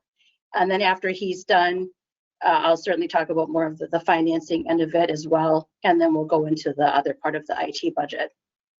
So I will turn it over to you, Russ. Thanks, Jen. I appreciate it. Thank you, Mayor. Thank you, council members. As Jen said, I've been working with the City of Menasha for almost a little over a year now. Initially brought in for staff augmentation and also higher level consulting. At the time, Kurt was, I think, the only member of the IT staff at that time. So I was brought in to assist with his workload and also work on higher level projects and some road mapping and working on the network itself. Since Andrea's been there, I've basically do less on the day-to-day stuff and looking at more of the high level long-term projects and stuff, and which is why we're here today to talk about the server infrastructure and the hardware. I do have this brief presentation. We put this together kind of, since IT, it's a big sell. This is a large infrastructure, or as it's getting larger, I should say. So I'll go through the presentation real quick. It should be fairly brief. There are question period at the end, but if you do have questions in the middle, please let me know, and I'll do my best to answer them. So the background, the capacity and size of City of Menasha has been growing rapidly. The network infrastructure needs to be updated to account for this growth, and of course, future growth. Where some of our areas that we really need to look at is the storage and compute resources, mainly with the police department and with our retention policies, as well as future projects like the GIS project. All these things are increasing the storage requirements for the City of Menasha as a whole. What this also does is also affects our backup and recovery. For everything that we have, we're basically backing up. And in order to recover that, it's basically almost a one-for-one, where we need to be able to have enough capacity in the resources in order to be able to fully recover and back up in a timely manner all the data and the servers that we currently are using. Currently, we have 5 main points of failure that have been identified in the last year. I will go over each one of these points and talk about the recommendations that we have found. This is just a real high-level overview of a network diagram for the City of Menasha, including the police department and the City Hall. And it kind of shows the relationship between the two. So the points of failure, the number 1 points of failure is going to be 1 and 2 here, where our virtual hosts, the current resources are exceeding our capacity and the physical hardware capabilities. If we're to lose one of the physical hosts right now, there wouldn't be enough resources to sustain the whole environment on one other host.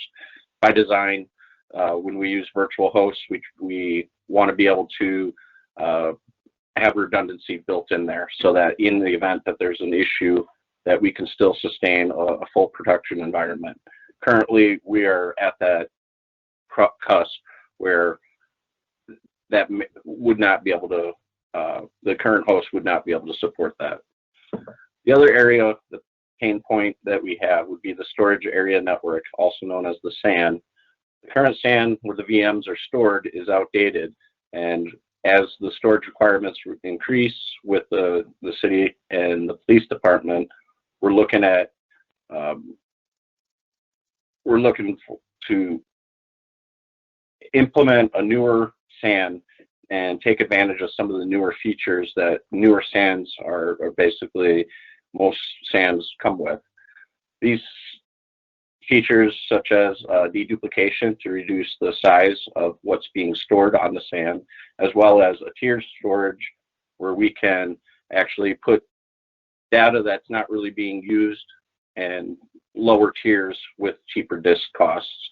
And then the more prevalent storage that's very active would then be on the more expensive storage and provide the better performance that we're looking for. The number 3 is our network infrastructure itself for where the servers and the storage and the backups are basically ran from. Currently, we're working with a 1 gigabit network. This network in a smaller environment would be more than enough to suffice. However, City of Menasha is growing, and we're reaching that point where this 1 gigabit network for the server infrastructure is outdated and basically giving us some resource issues from the storage and operating the hosts themselves. Question. The other area. I have sorry, a question. Can you back up Yes. the slide, please? Thank you. Going Which one? back This to one? number 1. Yes. Yes.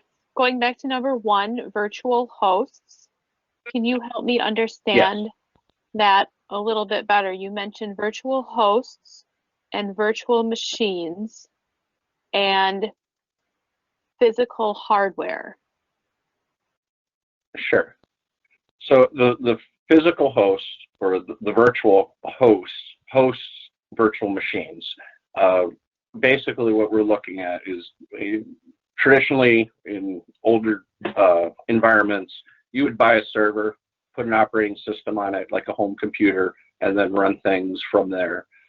In this case, what we do is we buy a physical server or multiple physical servers, and what we can do then is share out that physical hardware to multiple operating systems running within the context of that virtual host.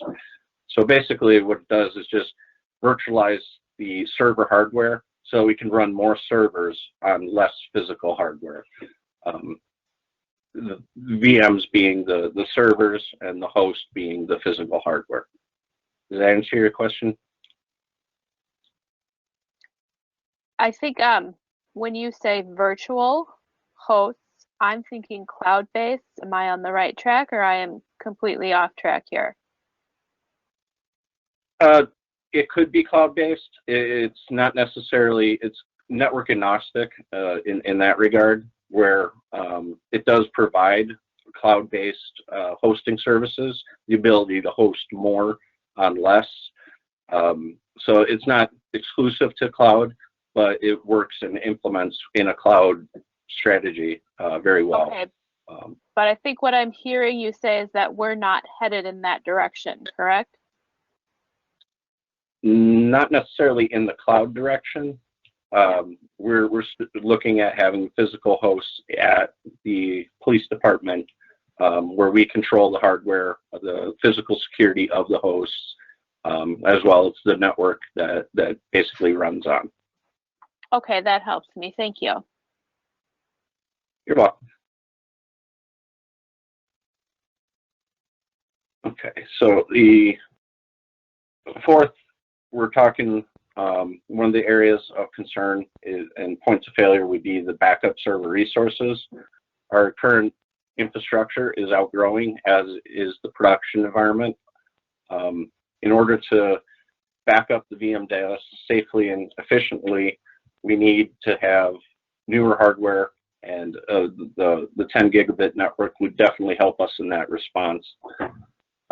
We do have some very large servers that do take an enormous amount of time to back up in the current environment. There's some administrative overhead that is associated with that. In order to combat that, redesigning some of the network infrastructure, as well as having the appropriate hosts and storage in place, would mitigate those backup times, and more importantly, any restore times that may come about. The other areas, currently we have several different areas where we're placing the backups. These areas, as we have grown, we've added more what we call network area storage, which is very similar to the SAN, but typically a cheaper solution, and does not provide a lot of the features that a SAN would from a performance standpoint and from the redundancy standpoint. With these multiple backup repositories or locations, restores and even backups can become very complicated and take longer to accomplish the process or the jobs. So what we had looked at is a proposed kind of a redesign of what that server infrastructure looks like. On the next slide, I'll show how the current backups are, just to kind of give an idea of what we're looking at going to, which is this slide here, and then looking at what it would look like for just from the backup and restore operations. So this is currently what our backup and recovery kind of looks like. It's a lot of moving and a lot of across the wire from one building to the other. One of the other areas that this backup flow indicates is all of our backups are at the City Hall currently, which is really not a best practice. This kind of just happened over time through putting things together, and as we grew, adding more servers, thus needing more storage to perform the backups. So with the future state of the server infrastructure, we would streamline how the backups would run, as well as copies, to ensure that backups are in both locations, one being the main police department where the network infrastructure is running, and then making a copy over to City Hall. This is different than what we have been doing, or what we're currently doing, which is basically sending all the backups to the City Hall and running all of production from the police department. So with the future, this would achieve the goal of creating that best practice where we'd have backups in 2 physical locations, as well as streamline how long these backups would run, and also the production environment itself from a resource standpoint. So some of the key factors we used were stability, scalability, and speed. So talking through those, with the stability, we're looking at spending the extra money and buying enterprise level servers, hardware, and or storage and network infrastructure. And what this will do is give us that greater stability.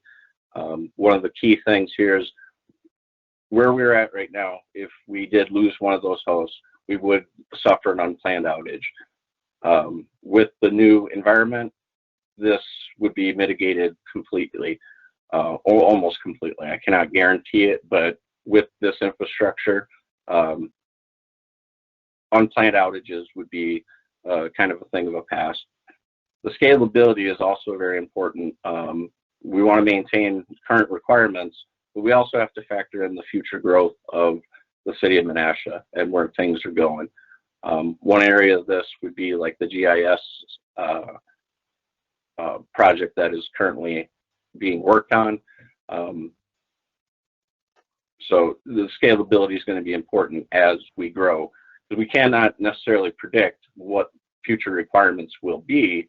However, we have to be able to have a infrastructure that can scale with the projects and with the growth of the city. Currently, we're not in a position for that. The scalability has been as needed, not necessarily planned for. And then the final factor would be the speed. Access to data in regular day-to-day productions, as well as our data protection policies, meaning our backups and our restores. Jennifer, So that's kind of a, okay. Why, the chief talked about this the other day, yesterday. Why are we not just, why are we getting into more hardware and not using the cloud? Because the hardware over time is what? How, I mean, how long will it last before its technology is garbage? Can you? Well, at this point, so your question is, so why are we doing physical hardware versus doing a cloud-based virtual hardware? One of the key factors with this is that physical security. Having access to the servers, yeah, we could put things out in the cloud, but we also have other compliance issues, more in the line of how is that data being accessed and who has control on that. Currently, with the current infrastructure, running these systems within the network itself is technically more secure from an IT standpoint in managing those resources. Going to the cloud is an option. I would have thought the other way around. You know, Miss Taylor brought up the question earlier. Geez, I wrote it down, or I don't know where I put anything, but I was concerned about that issue. Oh boy. Anyways, I would think that that would be the opposite, because if it's out on the cloud, it's being handled by a larger organization that knows that it needs to be safe and reliable, or they wouldn't be in business. So help me with that. Oh, I found it. Sure. Such as ransomware, you know, or something like that. I'm sorry, what was that? Such as ransomware or security issues. To me, I think if it's in-house, we're more vulnerable than if it's out on the cloud. But I don't know. You're the expert. Yeah, and there are arguments to go to the cloud. We can make those. The security itself, yes, the vendors that do support cloud-based hosting is an option. And yes, the security would be there for them as well.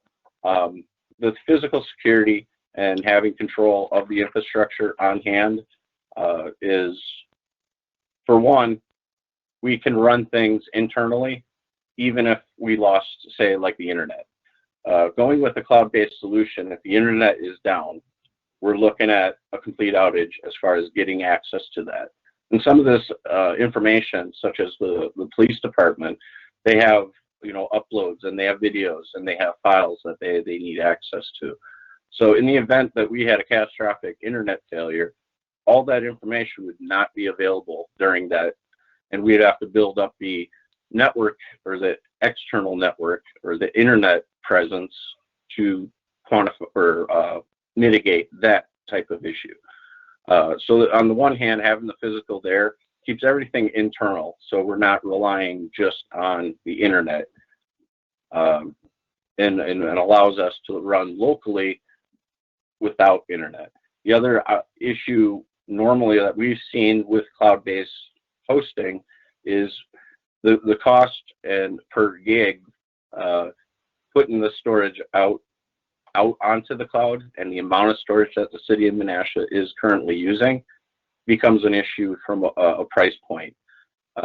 Typically, there's a tipping scale on how much or how large your organization is, where that information, once we reach that tipping point, it's not cost justifiable to go out into the cloud. And so that would be another factor where keeping the internal is warranted. Okay, thank you.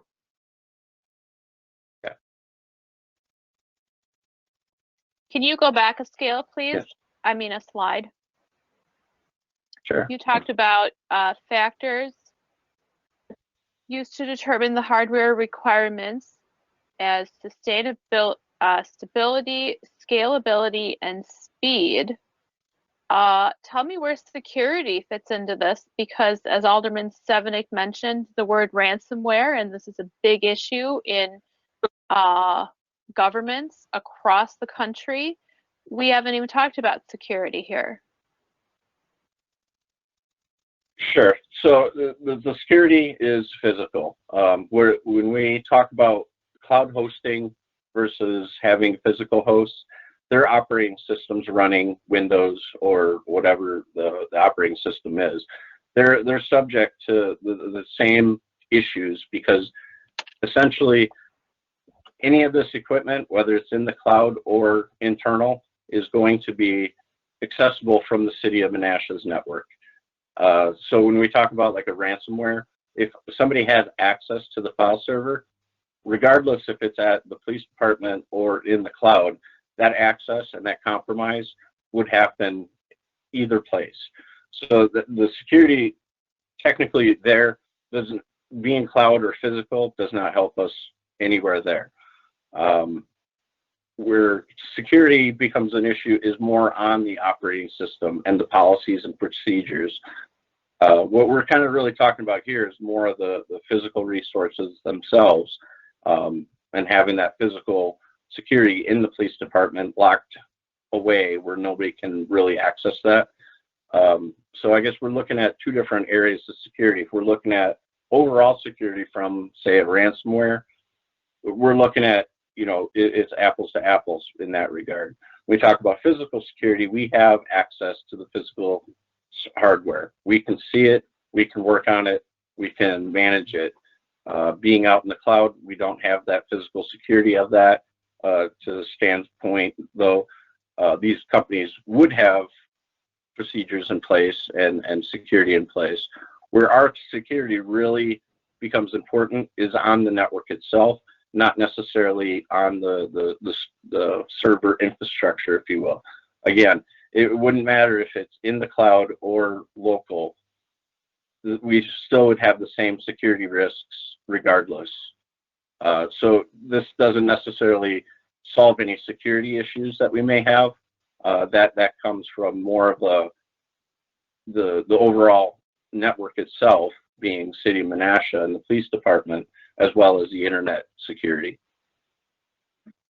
Does that answer your question? Sorry, Russ. Sorry, this is Andrea. I'm very big on security, and I really believe that it starts at home, in education of the end user, ultimately policies that are set forth by the leadership and any IT personnel that is involved. So ultimately, security, other than like virus protection, access control lists, that kind of thing, ultimately starts with the education of the end user. I would agree, that's a very important part of it.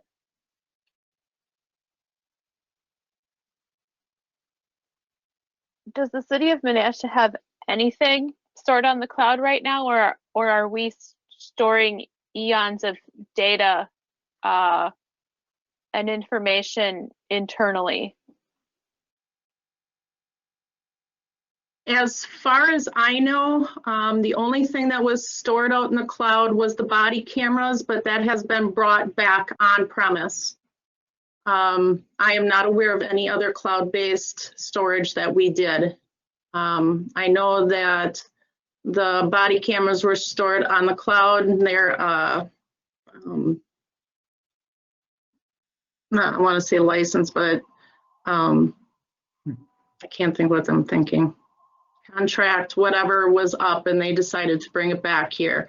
So we are clearly watching that so that we're able to store that properly, and so that we aren't stressing out our storage any further than what it currently is.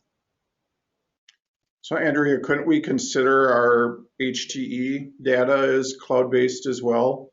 And then we just recently put that forestry GIS data out in the cloud as well.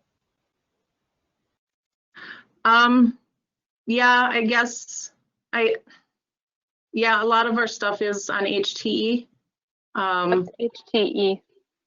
That's our financial software. So Okay. Central Square.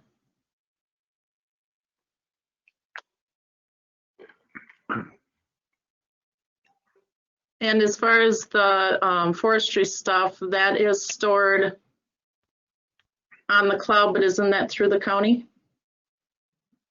It's a DNR program, but yeah, it's still not on our servers, I guess. Those were the two things I could think of. Besides the body cams, like you had said, that it was getting to be cost prohibitive, in my understanding, just store that in the cloud. Correct. Thank you.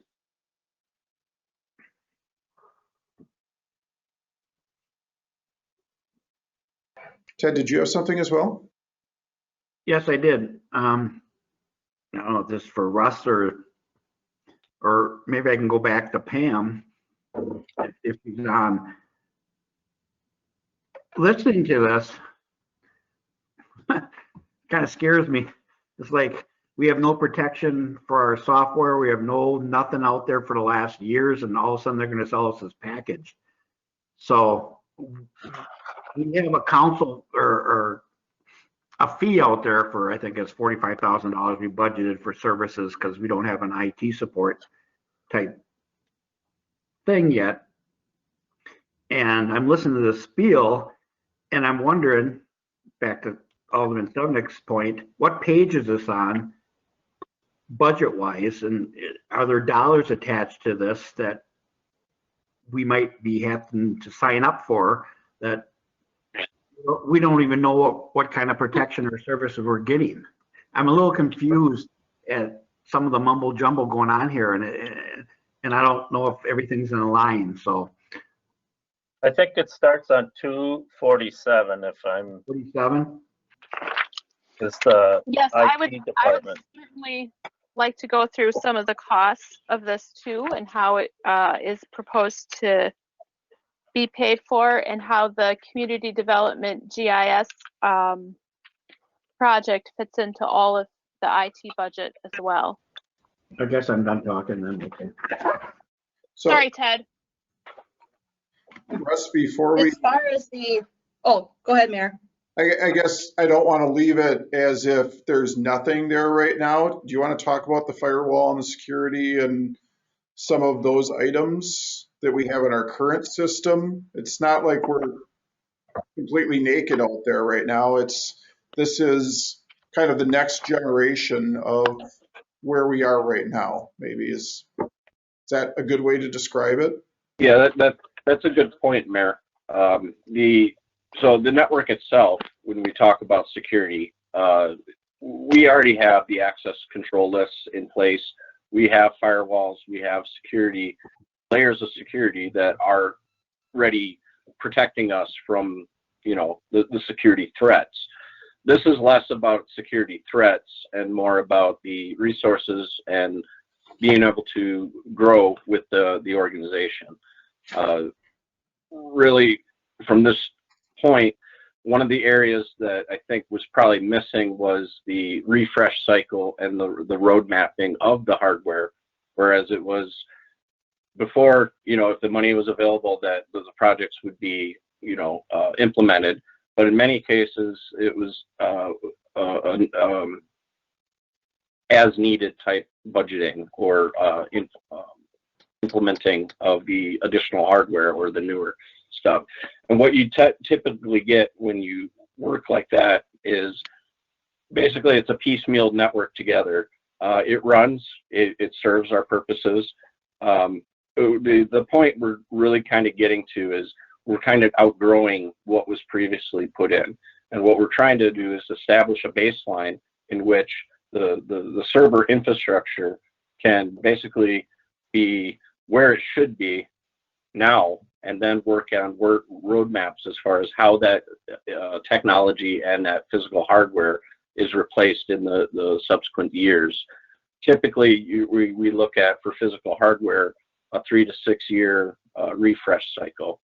So what this really does for us is we put this in kind of, I know it's a kind of a lot to do at right now, but we're kind of righting some wrongs that have taken place. Once that's done, then we move forward and we can budget and prepare for these type of things moving forward. So I hope that kind of helps kind of put things, you know, from a security context, as well as, you know, one of the reasons why it's kind of a big bang this year versus years, previous years. I think what I heard is that this sort of equipment that we're talking about is on a 3 to 6 year life cycle. Is that correct? Yeah, most hardware will fall in a 3 to 6 year. You can extend them briefly depending on your growth and the technology and the hardware itself, but typically to keep our factors, you know, the stability and the scalability, we look at a 3 to 6 year roadmap when it comes to not just servers, but desktops and the network security as well. All these pieces that we talk about have hardware associated with them. Even if they are on the cloud, we still have an infrastructure that has to support a cloud infrastructure. And that would be subject to a 3 to 6 year life cycle as well. Okay, so then at some point, I would like for us to talk about the dollars and cents of this, what sort of investment we're talking about right now, and then what it would look like in 3 to 6 years. I certainly can start with that, Alderman Nichols. On page 36 of your budget book, I have, I'm proposing to treat this a little bit different than our IT budget, whereas the costs are trickle down to all of the departments. In this particular case, we're looking at a project that is about $151,000. Of that total, our IT fund balance can support about $76,000 of that total project. So on page 36, I have $75,000 put at this point in the budget, and that would hit the levy. So that is separate from the IT budget that we'll go through in a little bit. Each department isn't hit with a part of that cost. I have it as a separate line item in the budget. And if Russ wanted to talk a little bit more about, once we get past year, 3 to 5, what we're looking at that point. You know, I saw that 75,000. Why did you do it like that? Why wasn't it just somewhere in? Because originally I thought this is the entire IT budget, 75,000. This can't be right, because that was the as far as our index, that was the first page that I could find that said anything about informational technology.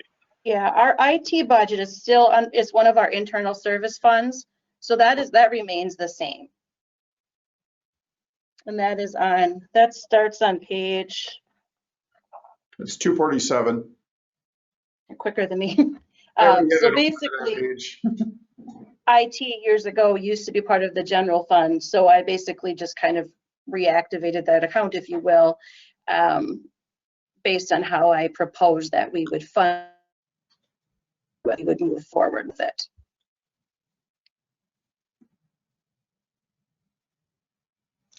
Thank you, Jennifer. And then who can address the costs that would be incurred every 3 to 6 years? Do you have some insight as to that, Russ? But that's typically going to be based upon what's needed and where, what hardware needs to be refreshed.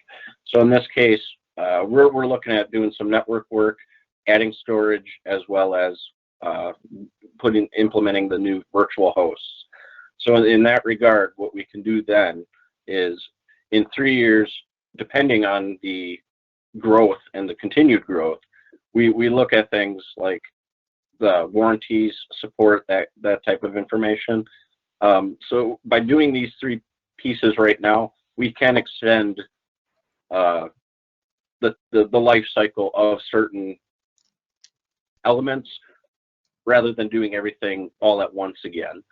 For instance, the network switches. Typically, not much changes in the way of networking, unless, of course, the needs for more speed take place. Where we're at right now, the 10 gig network that we're looking at putting in just for the server infrastructure would last, say, that 6-year life cycle, or it should, based upon the current technology and the current what's available. Whereas, like the hosts, as we add more projects and more servers, we may have to replace those hosts sooner than later based upon resources, less than because of the hardware itself, mainly from the growth. So at that point, through the subsequent years, we can itemize certain areas of upgrades and kind of spread that out over the 3 to 6 years versus doing a one-time shot like kind of what we're doing now.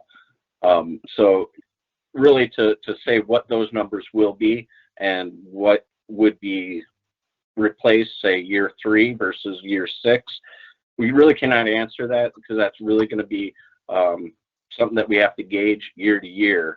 And in the first 3 years, we should be fine with what we're implementing, but we would also take into account, the future growth as well as newer technology that may be around in 3 years that hasn't even been thought about now that may benefit from a price standpoint. Well, part of me is thinking that we should have an idea of what it takes to maintain such a system so that we can budget and think on an annual basis so that we don't incur these big costs every 3 to 6 years. So, do you have an idea of what that amount might be that we could budget annually to make sure that costs are accounted for and funds are available when it's needed?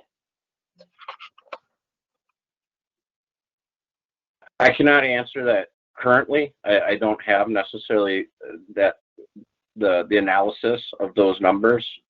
Really, the focus was getting to a point where we could start benchmarking and being able to better predict those numbers that you're looking for.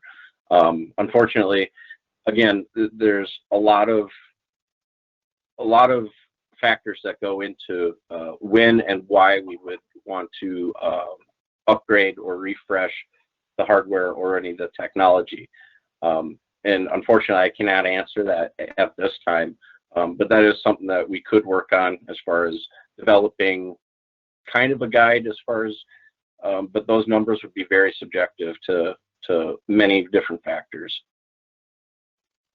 I don't think, Becky, anyone can answer that question, really. We don't know what's out there in the future. It's almost like a crystal ball, but I see what he's trying to accomplish here. Let's get started from point A so that we can do B and C, and then when we need to move on, we'll have a better idea with new technologies and demand that we as a city will need. So I think what's being proposed is great. My clarification I needed was more about the cloud, and if that wouldn't have been a cheaper route, but allegedly, from what I'm hearing, that'd be more expensive, and sometimes it's better to have things in-house, especially if you have, a disaster. We did not so long ago when we had the storms, and we did lose electricity and the internet and things like that. So makes sense. And also, with this gets us at a starting point of where we believe we need to start to move forward. And in some years past, we did budget for, say, 20 or 25,000 for servers. So hence some of that money is sitting as a fund balance in the IT fund to be able to offset some of this potential project cost.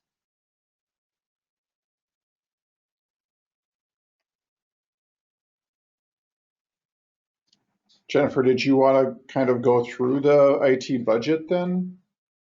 Yeah, I was going to do that after. I don't know if Russ wanted to, stay on unless there's more questions for Russ specifically, or Kurt or Andrea in regards to this. Otherwise, we can certainly move into the IT budget as a whole. I had a question. I did. Okay, go ahead, James. I have one more question too about something that was mentioned. Sure. Go ahead, Becky. Okay. Thank you, Alderman Taylor. There was brief mention of a GIS project. Who could tell me more about that and where that stands and what's being planned? Kurt or Andrea, did you want to chime in on that at all?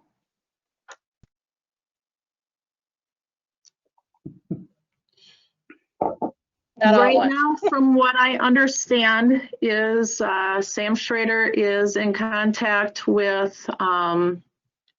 someone at GIS to start small and run scripts on our system that pulls data from the county and then brings it back down.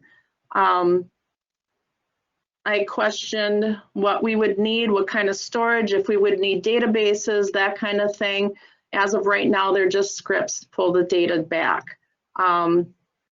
If we wanted to go bigger with the GIS, we would need more of an infrastructure to be able to support that. Right now, yes, we could probably run the scripts to pull the data back. I don't know if it's going to need how much storage. This is all in talks right now. I just got an updated quote from Sam, and I do believe that we're looking at getting in contact with the person at GIS to get this all rolling. But in my thought process, I'm sure that we're going to want to go a bit bigger down the road, and we just want to have the infrastructure to be able to support that growth that GIS has to offer. Because I know GIS has got a lot to offer, and I'm sure Menasha would love to be able to utilize that better. And for us to be able to do that, we have to support that with the infrastructure that we currently have. So to kind of answer a little bit. I will call you. Becky, go ahead.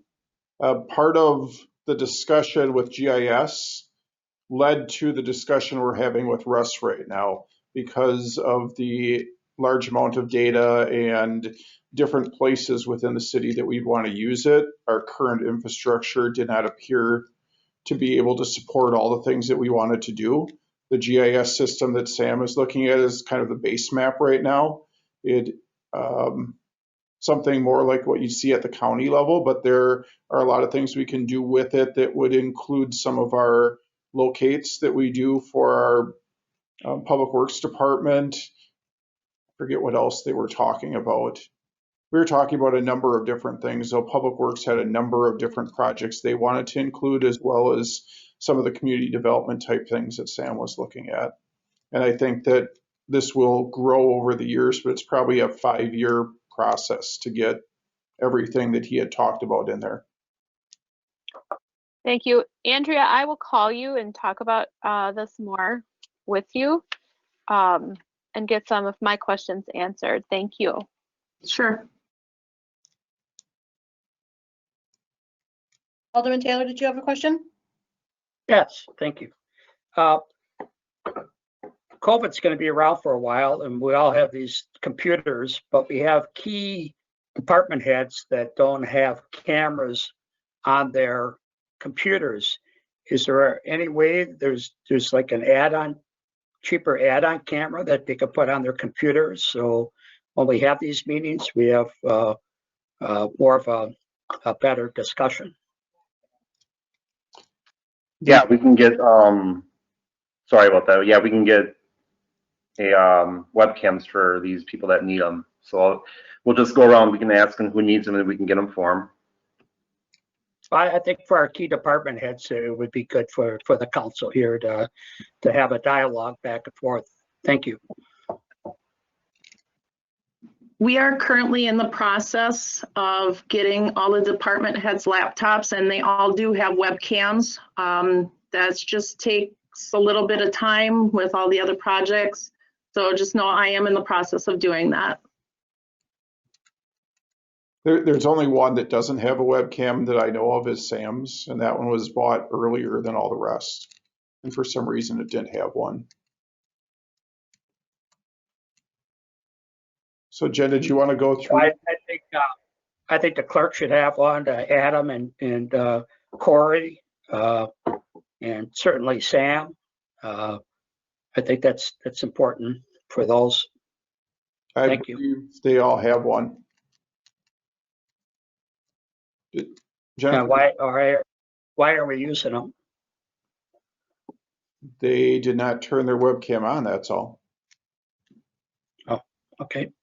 I thought nobody had the cameras on there. Okay. No, Sam's is the only one that I know of that does not physically have a webcam. I might be wrong with that, Andrea, but I think that's the only one.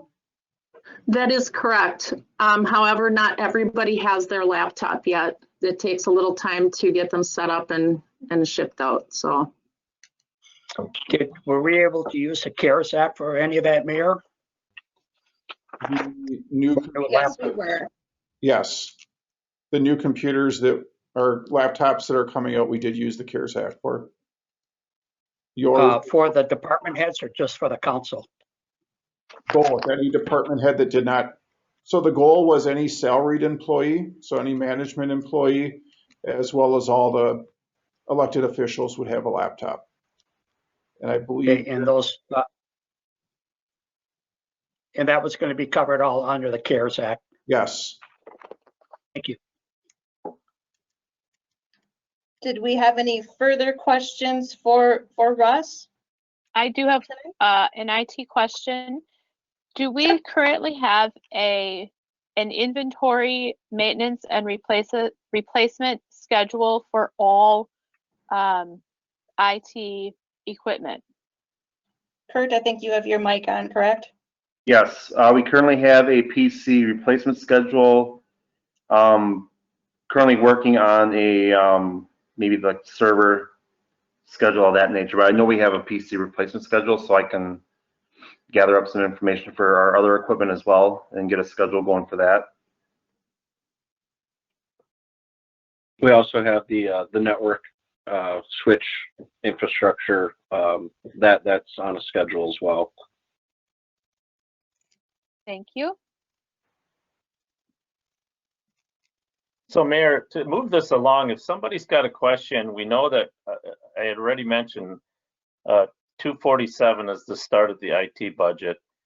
If you have a question about something, go through it now and ask that question. I was going to have Jennifer go through that section, and then we can talk about the different items, and people can bring up questions as we move in. Yep, that was our next order. So you can hang around, Russ, if you want, but I don't think that you need to at this point. Mayor, could you make me, allow me to share my screen? I can. I know that there's people that want to watch. Oh, I think Russ's is up right now. All right. You should be up then, Jen, if you hit your button to share the screen. There you go. Yep. Sounds good. Okay, I was gonna go ahead and drop off, but I am available. So if anything else does come up, let me know. I just want to take the opportunity to thank everybody, Mayor, council members, for your time tonight. Appreciate it, and good night. Thanks, Russ. Thank you, Russ. So I have here, as I had referenced the other page, this is specifically just about the funding for this proposed project. Once again, that it's a $151,000 project, and that the IT fund balance would be able to support 76,000 of that. And that would have it would leave 75,000 left.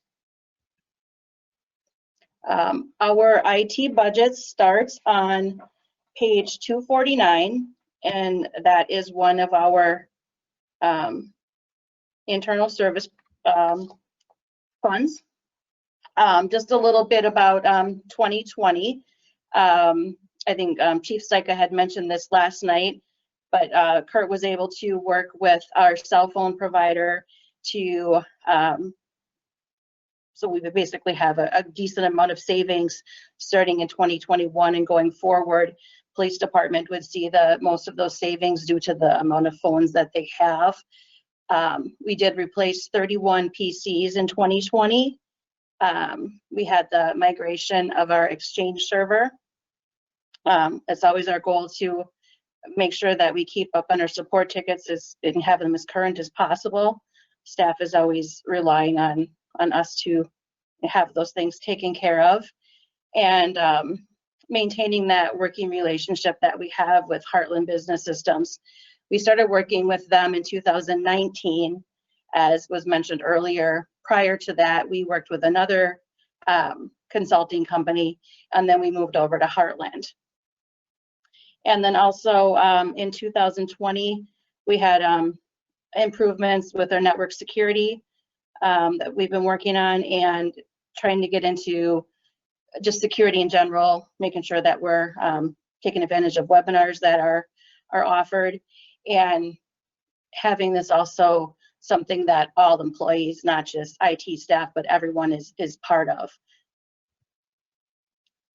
For 2021, we are hoping to move forward with infrastructure update that we talked about tonight, as well as getting this GIS system up and running that we've been talking about for a long time now. And another thing that we really want to move towards is the best way that the city as a whole can accept credit card payments. So we're all kind of on the same platform, preferably, as opposed to just a couple departments using some different things. So that is a goal of ours. And replacement of switches, and working on an audit of Microsoft licensing, and then just increasing our network strength as a whole. And then also still that we plan to continue that relationship with Heartland Business Systems to provide that planning aspect and that higher level kind of stuff. And I don't know if Kurt and Andrea wanted to chime in a little bit on how we intend to basically use Heartland going forward, and some of the things that we've been talking about taking off their plate that we can do in-house, but still keeping in mind that I have 2 really great employees in IT, but there still is a lot of stuff for 2 employees to take care of, but how we might use that relationship with Heartland a little bit different going forward. And then always continuing to make sure that we have the most secure IT environment that we possibly can. I think all of you probably know kind of how the IT budget is structured. I think Ann might have been the only one, but the IT budget is an internal service fund of the city. So basically that means that pretty much all departments have a share of the IT budget. So in most of the departments, as you're going through their budgets, they have a line item, and it's 2907. So that captures their share of the overall IT budget based on a formula. Right now, page 249 just gives a history over the last several years of the IT budget. But right now we're looking at a 1.38% increase from the 2020 budget. I'm just going to start on page 252. It kind of goes through each line item of the budget. I'll just highlight a few things. Again, there wasn't a whole lot of change to the budget overall. Sub account 2104. that is where we do budget money for the consulting services from Heartland, as well as a couple other things. So again, we do plan to continue that relationship with them as we need to. Sub-account 2404, this is where you're going to see, it starts on page 253.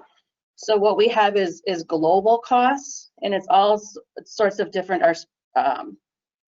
annual maintenance costs for different programs that we have. And then we also have it broken down by department as ones that are specifically related to each department. In finance, it would be our financial software. It would be our tax program. Sub-account 2901 printing, there is a $1,000 decrease there, just kind of based on current numbers, and then obviously printing a little bit less for packets does help as well. Sub-account 3015, we were able to decrease that one about $3,000 as well. Although the overall budget didn't change much, what we kind of worked to do this year is clean it up a bit, at least for our purposes anyway, that we were really having the correct descriptions with what we were paying. So we just did a lot of cleanup work with that budget. Are there any questions specifically for Jen, on page IT? Page 253. Yes. Under police, the T2 parking system, is that just to maintain that? Is that for the parking ticket system that we bought some years ago? Yes, that is the annual maintenance for that. Okay. Looks like we should be writing more tickets. All right, thanks. You're welcome. Kurt or Andrea, did you have anything that you wanted to add as far as working with Heartland at all? Yeah, so far when they came on in 2018, they've been really great to work with. I know that when we had Marco in the past, the brief time I worked with them, and Paul, who was the consultant with them, he had roadmaps and plans for adding stuff in the future. And he left, and then they brought in another person. He did not do those needs that what me and Patrick thought Paul was doing. So that's the reason why we switched, because we wanted something more robust in the same lines with what Marco was providing. And then this is what we got now with Russ and Heartland. They can provide us a roadmap to the future for building and providing us services that, you know, that they can supply us with and we can move forward with.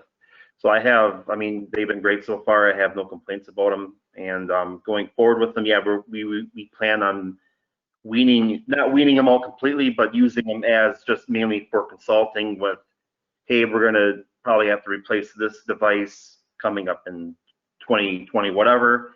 So yeah, that's the focus and the vision of going forward with those guys in the future. I don't know if Andrew, if you have anything to add about that. Ideally, my goal is to take off things off Russ's plate that I'm capable of doing. Not anybody in the IT field could do it all. There's just no way. To be able to do that, you'd have to be an expert in every little area that there is IT. There's so many different little facets that not one person can actually do. They have subject matter experts for each little exchange, server, everything. Russ is just a jack of all trades, and he does a really good job with a good background and has a good support with Heartland and is able to go and ask those questions. He's just been a true asset. But since I came on board, I've been doing a lot of cleanup of the system. I've been finding ways to make things better. And I've also taken server reboots and other little things off of Russ's plate. Our Exchange server was needing to be upgraded because it was end of life and not being supported. He built the server, which is above my knowledge base, and I migrated everybody over to the new server. So ultimately, I'm all about learning and growing and needing Russ to lean on when I don't know something. So ultimately, they're a good center point for us to be able to support everybody else. So yeah, I can't say nothing bad about Heartland or Russ. They've been there, they've backed us, and they continually look for ways to help us grow and to do it properly. Excuse me. Oh, thank you. So Russ, or Heartland Business Systems cost us $40,000. That's their fee for the year? No, they we basically purchase blocks of time based on their hourly cost. So we budget the what is it, the 40 or 42,000 for that. But that's not a given. That's just, we purchase blocks of time as we need it throughout the year. Oh. Okay. We don't have a specific dollar amount contract with them, if you will. Like I said, we utilize them when we need them, and we're billed for that service. Okay, thank you. You're welcome.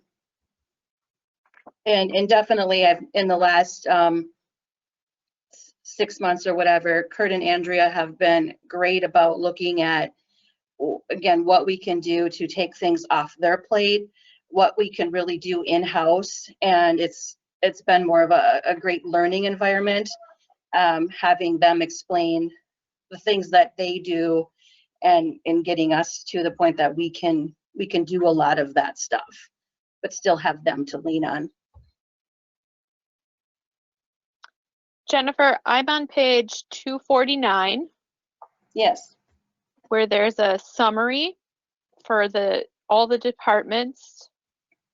Yes. Two stand out to me that I have a question about. The first is the senior center, which is showing an increase of over $2,000 over last year. If you take a look at the pages, it basically starts with police. So it starts on page 258 through 271. That gives a snapshot basically of each department and their portion of the IT budget. And with the senior center, that is just due to us taking over the senior center. And the formula that is used to charge back all the departments, one of the factors is the number of computers. So that's why you will see the change in the senior center IT costs from previous years. There were always computers there before. Who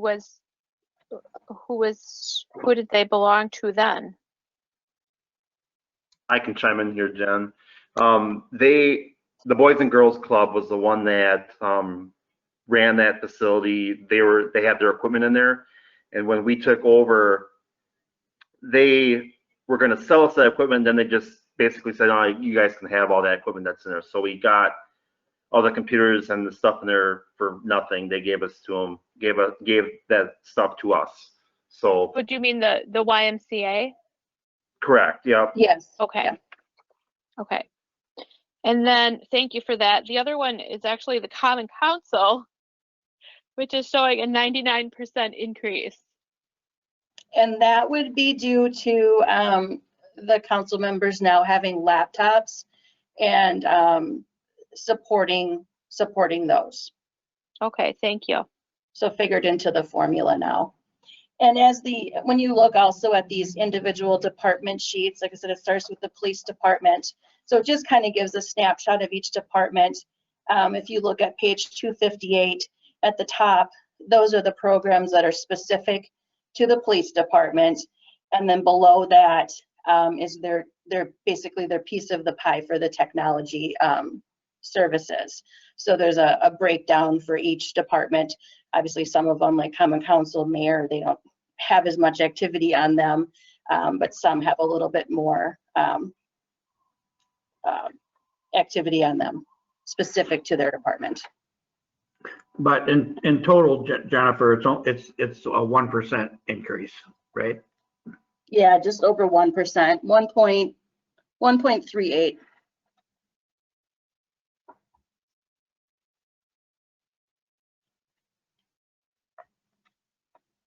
Do we have any more questions on IT? All Yes. right. Oh, okay. Yes, I have a question.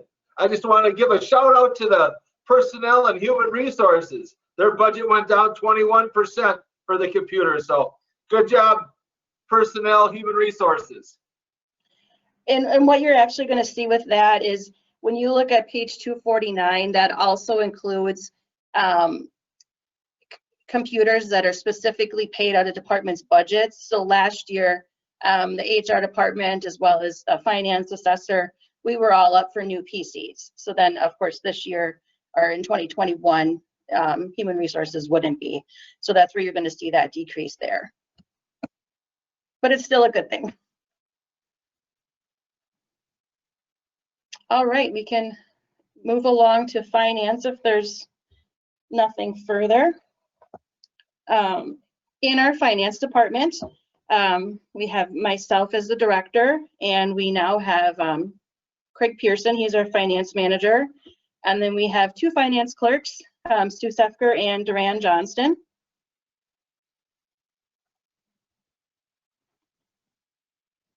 In the finance budget, we'll start on page 30. As far as our 2020 accomplishments, as you guys know, we were able to refinance some of our current city debt on the bond market, saving a great deal of interest over the term of that debt. We secured a lender so that we could start construction of the Public Works facility. We had the closure of TIF 6, and then we had to also file the necessary documents with the Department of Revenue with that closure. And then we also have our annual financial report that is due to the state as well. For 2021, we're going to continue to work with our financial advisor and monitor our debt structure, make sure that we're maximizing savings as much as we can, so that we can not only finance but return to the bond market with new debt as well if we so choose in the future. Our department is always working very closely with community development on projects, but also looking at the TIF districts all the time just to make sure that we have an eye on them, and that when they do close, that they close in a positive position or at least in a neutral position. And of course, completing all of our regular reporting, that it's done timely and accurately. And then for the 2021 tax roll year, we will be migrating to a new property tax collection software. The software that we have right now, the city of Neenah still supports through this tax year. After that, they will not anymore. And then we'd be looking to be on the same system that the county has. So we will actually start that process in early 2021 to be ready for the end of 2021. There's really not a lot of change in the finance department's budget. Most of it is, wages and benefits. There is a slight increase to sub-account 2103, which is the accounting financial services. It's our year that we have a report that is due that's part of our audit. So that added a little bit onto that. And obviously, COVID kind of hindered a lot of departments being able to go to seminars and training.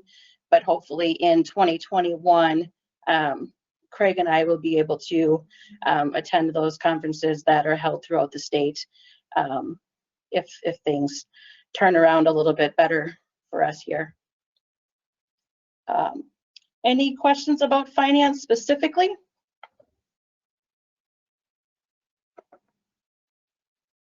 Nope. All right. And then our assessor, that also falls under the finance department. We currently contract with Associated Appraisal. We have for a number of years.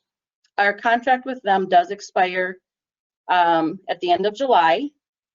So we'll be, looking at where we want to head with that as far as an RFP. But we're continuing to work with them to make sure that we are doing everything possible to keep our level assessment as close to 100% as it can be, so that we are keeping our values in line with the market values. And I do have here the 2020 assessment ratios for both Winnebago County and Calumet County. And they did go down a little bit, but they're still certainly in a good range.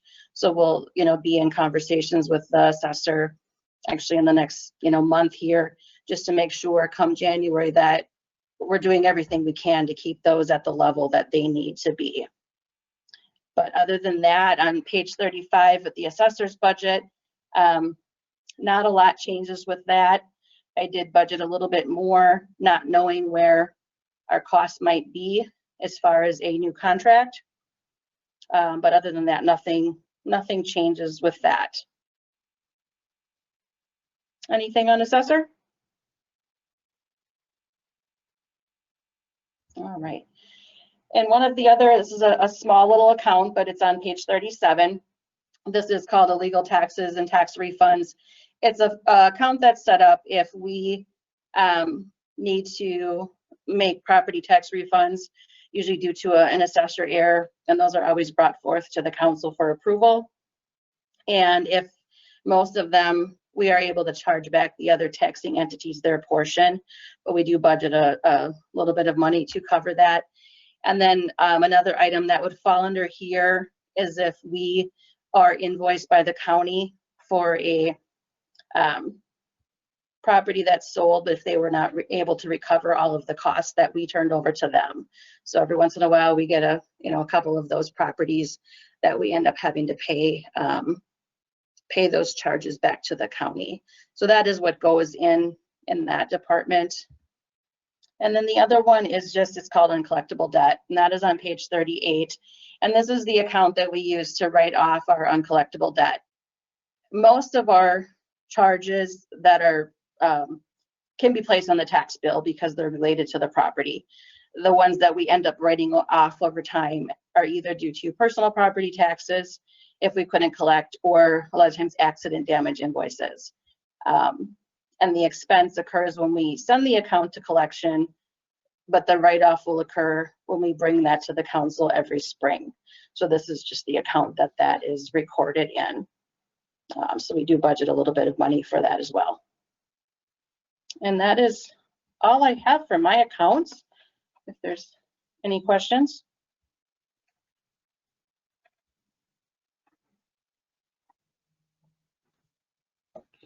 So Randy, how does the game look? I just wanted to say, Jen, it was a smooth transition. You were kind of caught in a tough spot here this last year, and you've done very well with that transition. So thank you, and thanks from the city. Thank you. Yeah, we have some, there's always room for improvement, but it's going great, and we have some, like I said, some great people in IT. I have a great finance staff, so things are going along pretty well. Jen, I guess has everyone met Craig? No. No? He did come to the council meeting. Did he? Oh, yes, I did. Yeah, he One was of the there. first meetings after he started. I don't know if Yes. Craig wants to turn his camera on. I'm not sure if I'm guessing CP is Craig. Craig is at home, so I'm not sure if he has a camera or not. Probably got his Packer jersey on and right. Wearing a cheese head and. Yeah, I even have a shirt on. Yeah, doesn't look like. Oh, there he is. Nope, I'm on, but currently the laptop that I have doesn't have the webcam, so I can't turn that on for you. But okay, well, we appreciate. Say hello to everybody. Yeah, we appreciate you being part of the team, Craig. We've really enjoyed having you here. So. Yep, I'm glad to be on board. Great job, Craig. Oh, one thing I did want to reference that was brought up last night was the revenues. The 16,000 that is budgeted in the general fund for donations, that is pretty much specific to our fireworks donation. Any other donations that would have to do with projects, that would show up as a revenue in that particular fund where that project would occur. So the 16,000 is pretty much, of course, we didn't have the fireworks this year, but that is pretty much what we receive for donations to offset our costs for the fireworks. So are we looking to get another 16,000 on top of what we had that we didn't spend, or they didn't issue the money? They didn't for 2020. So we have that revenue out there for 2021, but like I said, it's pretty much specific to the amount that we receive for fireworks donations. It doesn't have anything to do with any other projects.